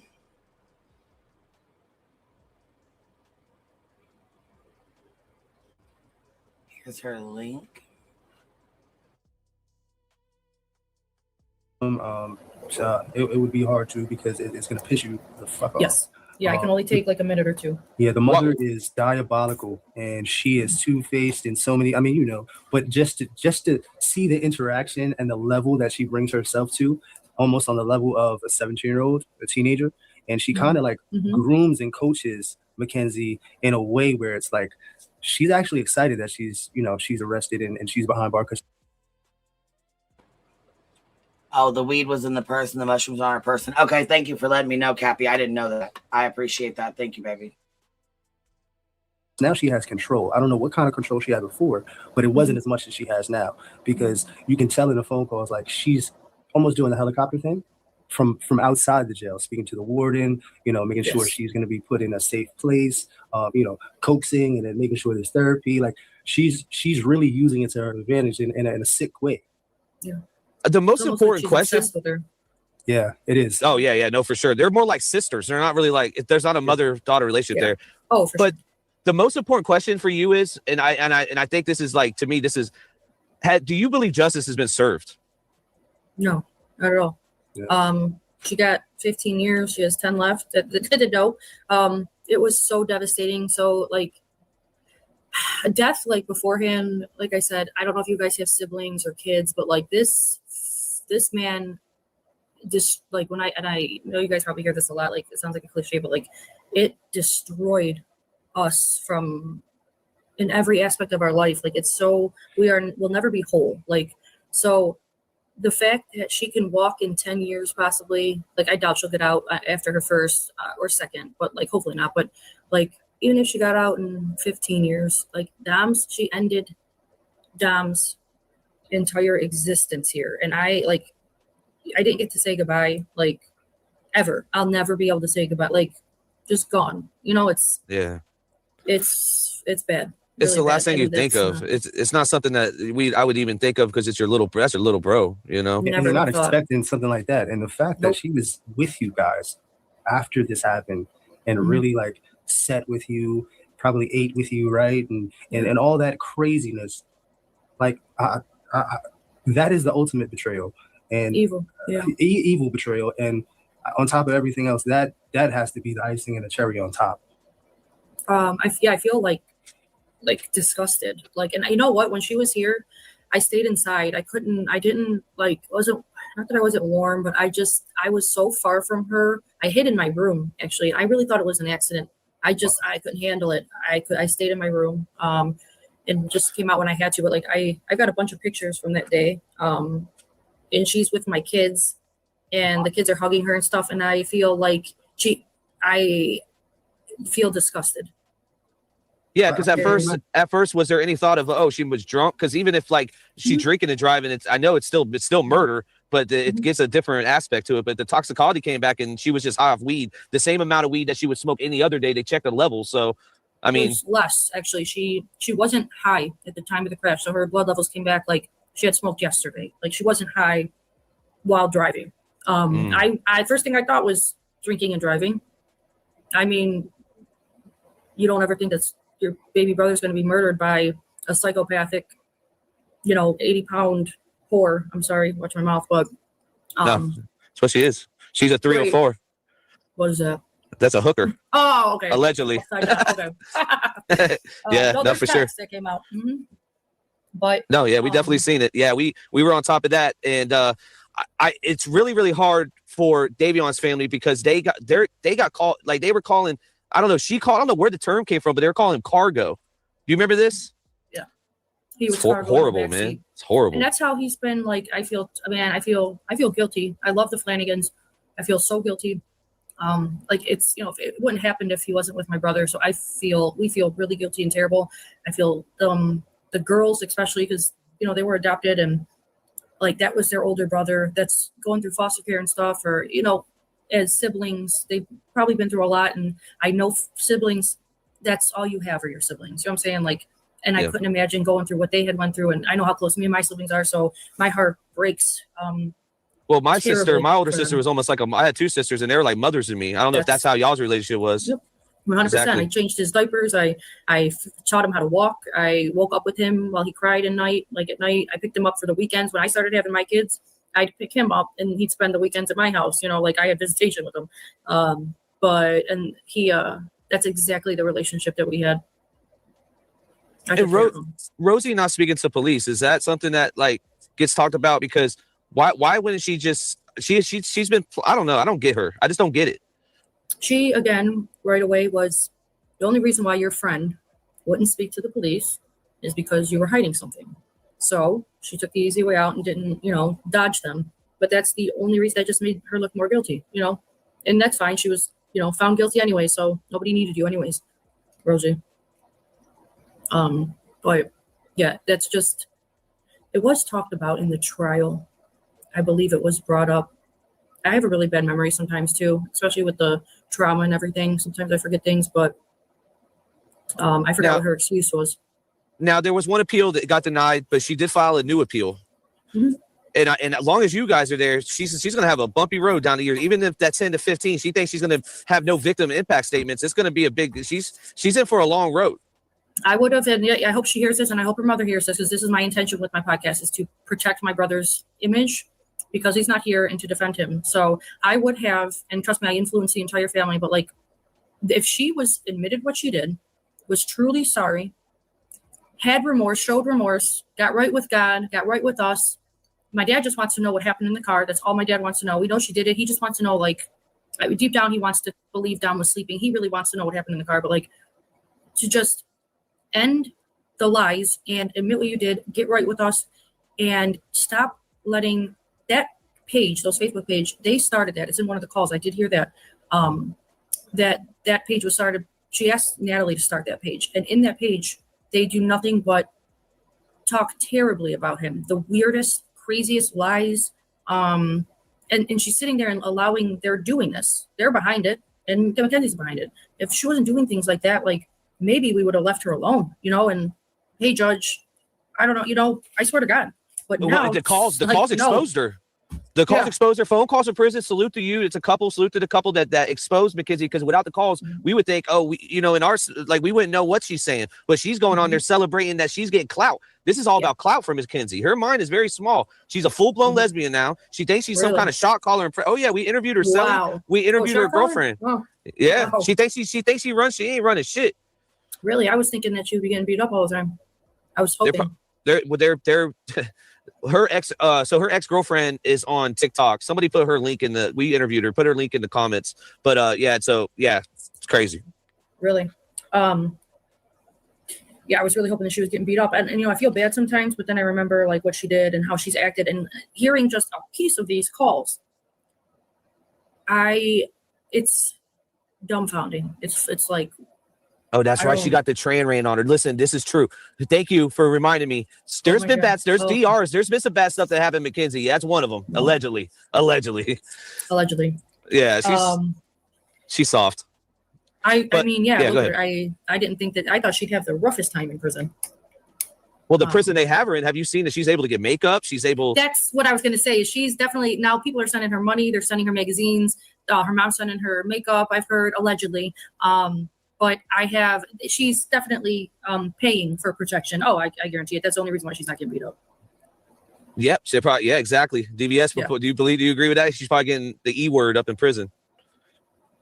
Oh, he dipped out. What is I can't hear him. Yeah, extortion. Yeah, I would.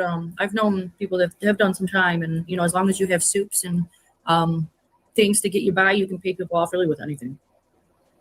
Honey buns. What was something that Dom was like his goals in life? Like after he broke up with Mackenzie, where you think he would be at right now? So he had, that's another thing, is he had so many goals. He was really motivated in life. And I'm talking at his age, it was he knew he had big things planned. So he was one that would like wake up and be like, I'm reading a book today. I need to make $1,000 today. I'm, hitting the stock market here today. He woke up every morning driven. Okay. Now, and she had nothing going for her. No job, no schooling, no money. Like she had just a bum, nothing going for her. Dom had all types of, he won in the, he was great at the stock market. I know he hit big. I remember, or if you guys remember when AMC went up, that in 2021, I think it was, he had hit real good there, and he was just doing things all over. Like, and then you got this fucking little 2-bit whore that's got a fucking prison OnlyFans. What? Living the life in there, yeah. How do you get a prison OnlyFans when you're not allowed to do that? It's like Prison Baby. Mm-hmm. That's crazy. Baby, Prison Baby. Does the family get to take that money?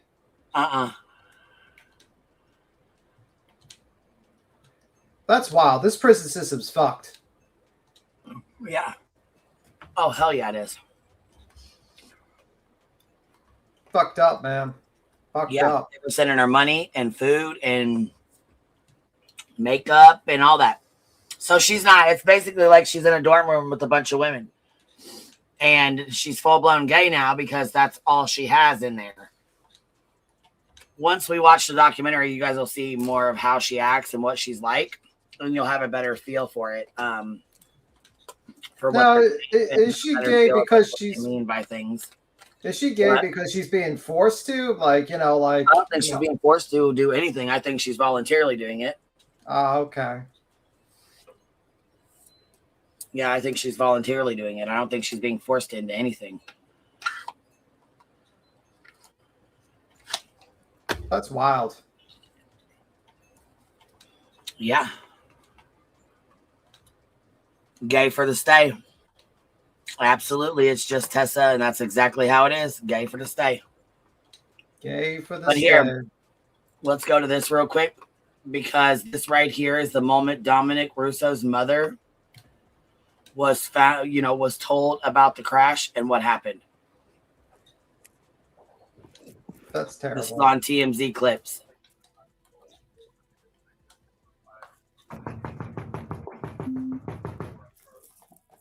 The Cadillac is behind.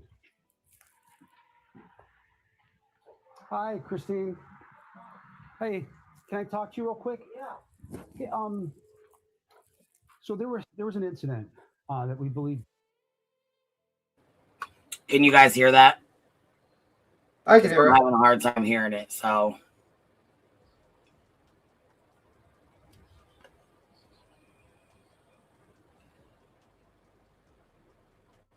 You said, yeah, you can hear it? I could hear it, but I don't know if other people hear it. I have headphones on, so I could hear things better. You know? Okay, other people were having trouble hearing it, so. Yeah, I think if you have headphones on, it's a lot easier to hear. Roriness says, how good is that sugar baby OF with that dirty bumpy ass? I know, right? Some desperate people in the world. There's some desperate people in the world. You know? Oh, absolutely there is. You know, there's some people that will be into that shit. You know what I mean? I don't know. Yeah, it's true. It's not my cup of tea. Fucking murderers. You know what I mean? It's wild. I can't believe she got away with it, basically. That's terrible. Well, yeah, she got 15 years. That's so terrible. Did she get 15? I think it was 15 years. We'll have to look it up for sure, but here's this one might be a little louder. Unfortunately, there was an accident, okay, involving Mackenzie, Davion, and who we believe is Dominic, is the third person. An accident? A car accident. Okay. Last night. Wait. Just relax. Just hold on. Just stay seated. Just stay seated. Just hold on. Just listen. Yes, take a deep breath. Christine, look at me. Take a deep breath. Yeah, just take a deep breath. Okay. Right now, all we know is that the driver, who was Mackenzie, is at Metro. The other two passengers, like I said, was Davion and who we believe is Dominic, okay? From what Mackenzie told us. Okay. Both Davion and Dominic are deceased. Oh, God. Yeah. Christine. Sit down. Oh, God. Sit down. Oh, my God. Kristen's going to come outside. That's okay. Christine. Yes, just take a deep breath. It's okay. Oh, my God. No. Just it'd be best. Please. No, he can't be. What did she do? Christine. What did she do? It would be best. Oh, my God. Is there somebody else we can call for you? Is there somebody we can call for you? Okay, wait. Okay. Hold on.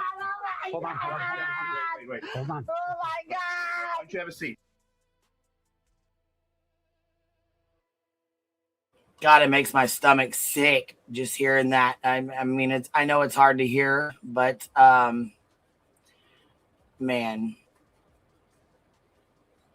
that's the moment Dominic's mom was told by the police that her son was deceased. Like that's just He's hustling, man. He had a hustle in my state. It runs in the family, but he was real a lot of that. Speaking of family, the judge with the last name, can you clear that up? We already know that you guys are not related, but people still go with that. Let me say this. Okay, so you guys, my stepmother, so Dom's mom is an attorney, right? Now, why in God's name would we even pick a judge or be related? Why would you think that they wouldn't be careful about any conflicts of interest and have a possibility of a murder case of our Dominic be thrown out? Why would we do something so stupid? It's like it would jeopardize everything. And Russo in Cuyahoga County is the most. I went to school for political science because the name Russo was worth everything. So the name Russo in Cuyahoga County, especially in politics, there's a shit ton of Judge Russos, politicians. There was one guy that got in. He worked for the county, and Russo, he got in huge trouble. It was all over, like made international news. He was scamming the government, like it was crazy. But Russo is such a common political name. It was worth so much back in the day before that Frank Russo ruined it. But why would they were so careful to do everything by the books and make sure there was no conflicts of interest, because it would just be, she would have walked free. It's the dumbest thing I've ever heard. It's so stupid. Yeah, man. Salute to the chat. Steph Not Spaghetti says, I'm so happy she came on. I've been waiting to hear from the truth. Evie says, that's I can't even say how she said it. The Shirilla's insight. No one else thinks that. Salute to everybody in the comments. I can't even imagine Dom reading a pamphlet without Mackenzie bugging him constantly. Somebody commented. Shout out to Chris, Kansas City. Salute to the chat. We got Christine Russo up here. This is Dom's big sister. And the relationship you guys had was very close. I think that needs to be highlighted. Like, this isn't somebody, this is why I love that you made a channel, because it's always on the other side. Like, I'll put an example. Colby Ryan, right? Colby Ryan, he has a channel, and his mom murdered his siblings. Now, he is a victim in a sense, but he's not, it's not the same. Like, what you're doing is so pure, and we appreciate it. That's why we're going to be promoting your channel as long as you're doing this. Thank you so much. So, and like I said, you guys, we have sat back, and like I said, we are a very close family. We're also a very tough family. We're not ones to take this, and so we've sat back, but we've all been grieving. So we've sat back for, it'll be 4 years in July, and none of us have done this. I've been afraid to look at the internet for 4 years. Like, I just haven't had the strength to combat this because it's so overwhelming. But I knew that with this movie, I had no choice. It was either I'm going to watch my brothers, I need to set the story straight. So about a month ago, I'm like, I wish I would have started it sooner, but I haven't had the strength, and I'm still very much messed up and grieving. It has been so bad, but it's a little bit therapeutic. I'm glad I can straighten that. This is amazing. It's amazing that I can, come on something like this and get the story straight. I love it because it's going to happen. That's why if you can't beat them, join them. Like that's what I'm doing. I can't stop people from, being interested in his murder and talking about the case, and then you'll get trolls and misinformation. So if, I was just like, I need to set the record straight. I love this. So thank you so much for having me. Oh yeah, that's awesome. Go ahead, DBS. No, I agree with you 150%. I like the fact that you study political science. That is one hell of a major to have. Yeah, I got a channel called Stuck in the System, so I'm on board with that. Yeah, so. Yeah. So that's YouTube Streets. They did an amazing job on covering this. They did a really good job on this. I'm going to flip over here to TMZ. This is Mackenzie Shirilla's dad doing an interview with TMZ. It says, father of Mackenzie Shirilla speaks out on TMZ Live. This is 3 days ago. This will give you an idea of the parents that we're dealing with here and who Mackenzie was raised by. So, Steve, in the documentary, there is a lot about marijuana, that your daughter had used marijuana and that you, at least the way it was portrayed, didn't have a problem. And it seems that this could, and that it may have contributed to the crash. So, because remember, she apparently didn't even try to apply the brakes, and she was going extremely fast. So, on the marijuana side, which seems to be pretty relevant, what do you say about that? In the documentary, that is part of a longer answer. That was one part and I can't remember what the question was because the documentary people had interviewed us for 2 days straight and then came back and did more interviews. So there was a lot of questions answered. My answer wasn't, my answer, how to explain this, wasn't in support of marijuana, and it wasn't saying I'm smoking marijuana. What I was saying is that who am I to say who can smoke and who can't smoke? Which him closing his eyes like that, I don't know what that's about. But anyways, I smoke. I'm a heavy smoker. I am an advocate for smoking. However, not when you were 16, 17 years old, learning to drive, driving a vehicle behind the wheel with other passengers in your vehicle as well. She was too young. They knew that. She's a minor. Not only that, she was driving a vehicle. She can hurt herself or someone else, and she did. She murdered, killed Dominic and Dameon. Possibly could have been herself. I mean, very well could have possibly been herself. Now, I never allowed my daughter to smoke marijuana. How was I stopping her? You know, she was. You said in the documentary that you didn't care, and they definitely show it. They promote it. Your daughter has Snapchats, pictures, videos. You could have taken the car, the keys. You could have done all kinds of stuff. You definitely couldn't let her move out at 17 years old with her boyfriend if that's what she was doing, and you knew that's what she was doing every day, morning, noon, and night. There's definitely routes you could have taken to stop that. Bullshit. I'm calling bullshit on your fucking. That's bullshit, and you know it. Couldn't lock her up in her room. That's why you're closing your eyes when you're saying it, because you already know what time it is and can't bear to look anybody. Reminds you of TikTok Tony a little bit. Yeah. Remember when he used to lie and used to close his eyes? Yep. I'm not quite sure where there's a problem with what I said. It was never, hey, everybody go smoke marijuana. Hey, you should, you know, it's, I don't understand why the documentary felt the need to put that in there. I don't know what the relevance was to my daughter in this accident she was in. Right. We should also say that, and this is made clear in the documentary, that at the time of the crash, they didn't find any evidence of marijuana or any other drugs in her system. That's not necessarily true. They found some traces of marijuana in her system. There was 3 markers for it, and 2 of the markers were inactive, and the third one could have said OMVI. That's in the detective notes, or that was in the discovery that we saw. And when we found out that they did not want to charge her with OMVI, they wanted to charge her with murder. So there was some marijuana in her system. Okay. Now, one of their experts said that you couldn't prove OMVI with it. So I don't know what the truth is, but she did have some marijuana in her system. Can we go back to something you said earlier, which is, who am I to say what my daughter can and can't smoke? But she was 17 years old at the time, and so there are a lot of people who are. Have you ever smoked? I have. When you were younger. Yeah, I'm not with my daughter all the time. All I can do is tell my daughter, "Don't do it. Don't do this." But I had no idea. You may have. I'm just curious. Did you actually tell her that? Did you have talks with her about it? Yes, I've told her many times. Okay. Now I had no idea she was smoking in the car like that from the videos. That was new to me. I understand. I knew she did it, but I couldn't stop her. What am I supposed to do? You know, am I supposed to lock her up in a room?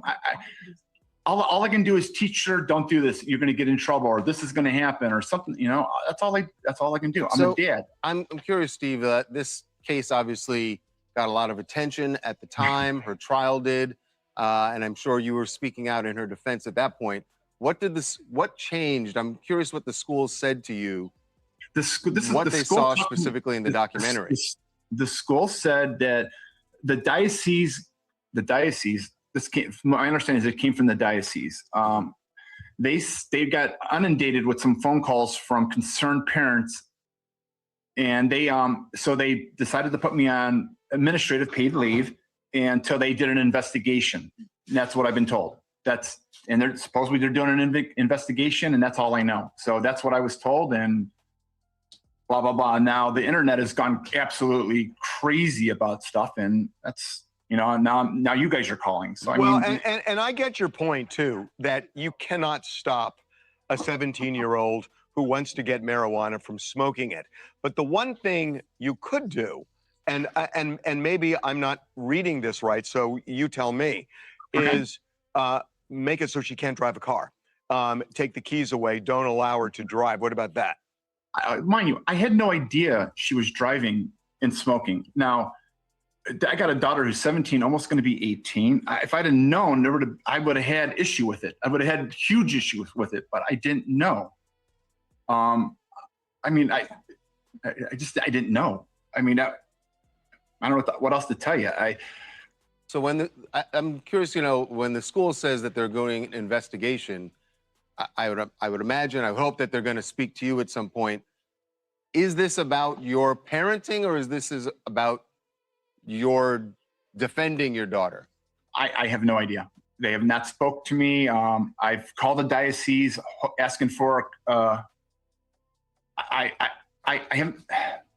asked to have a conversation, but in theory, I would hope they would support me like I've supported that school for the past 7 years. I mean, I don't know why they didn't speak to me first or bring me in and have a conversation with me. I mean, that's their decision. I mean, all I am is one of their teachers, you know.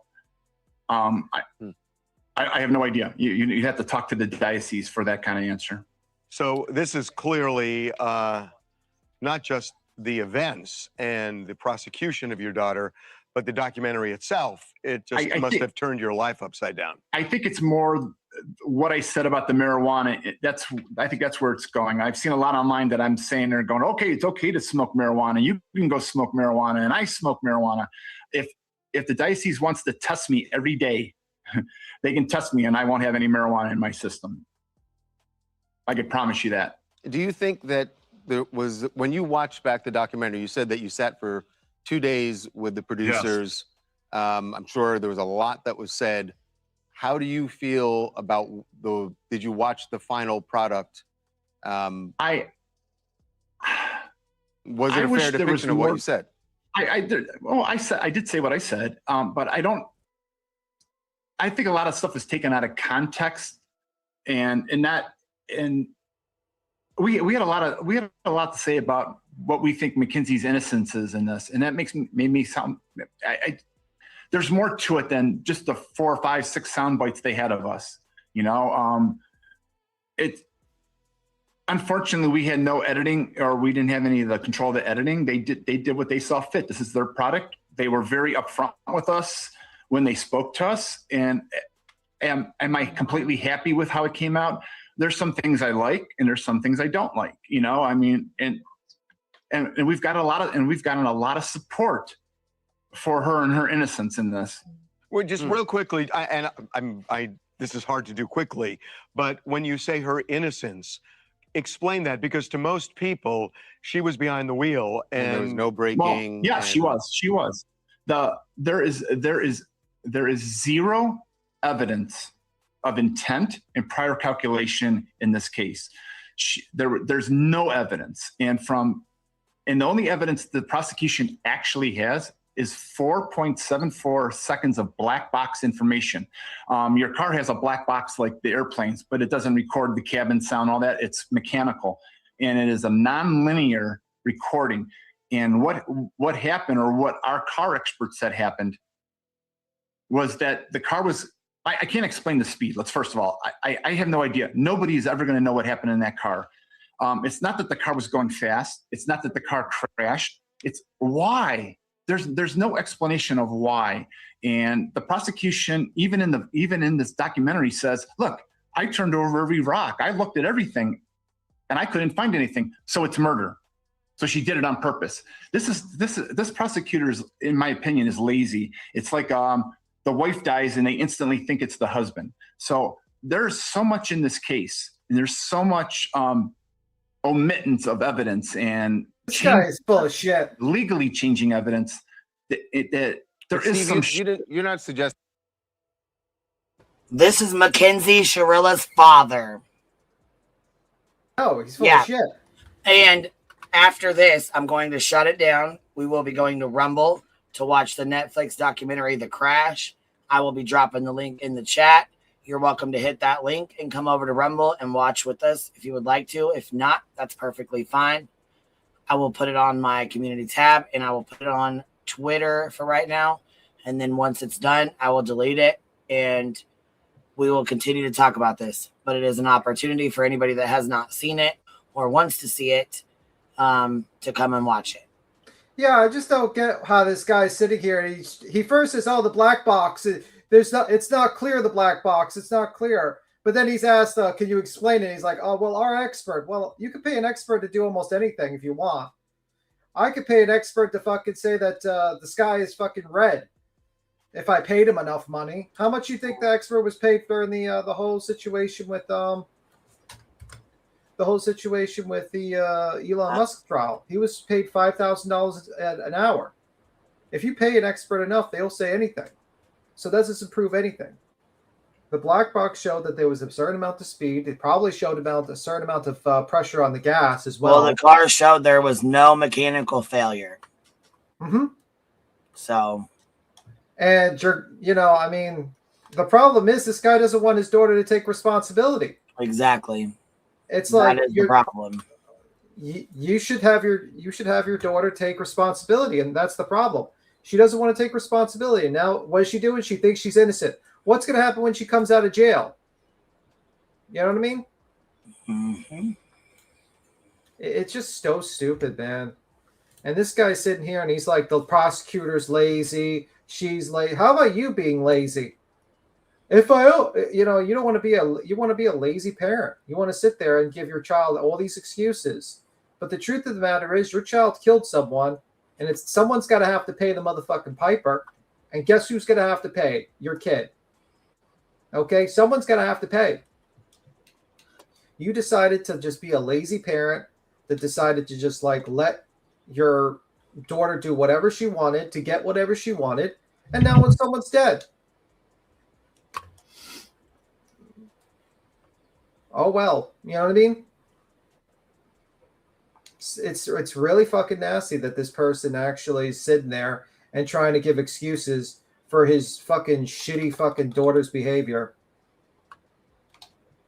You know what I mean?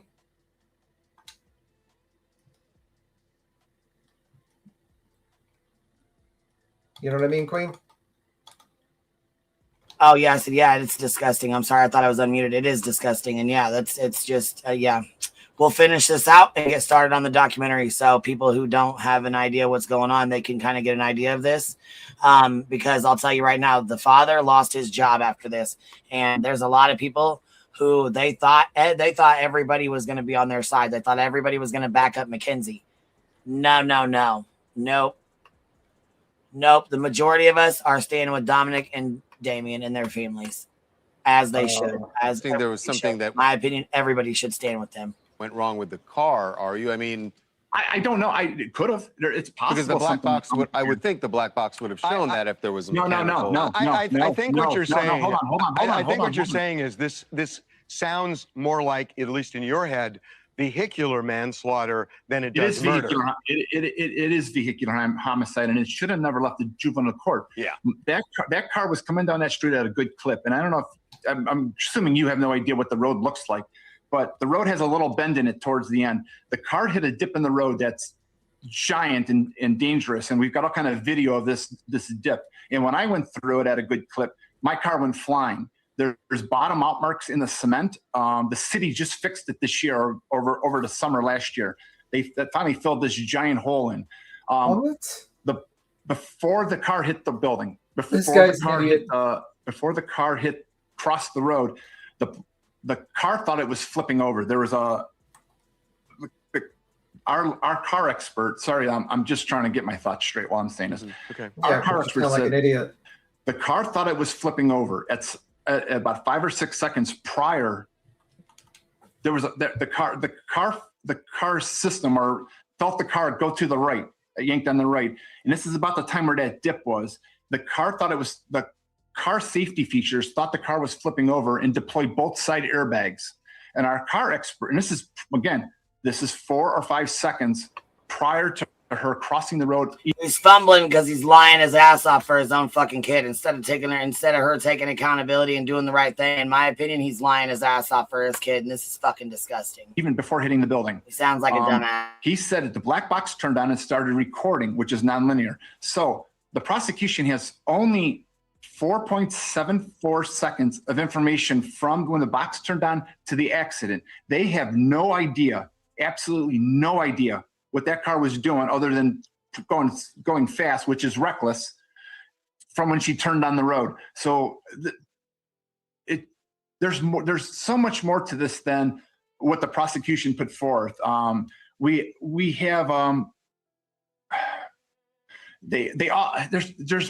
have contradictory evidence about things that were said in the court.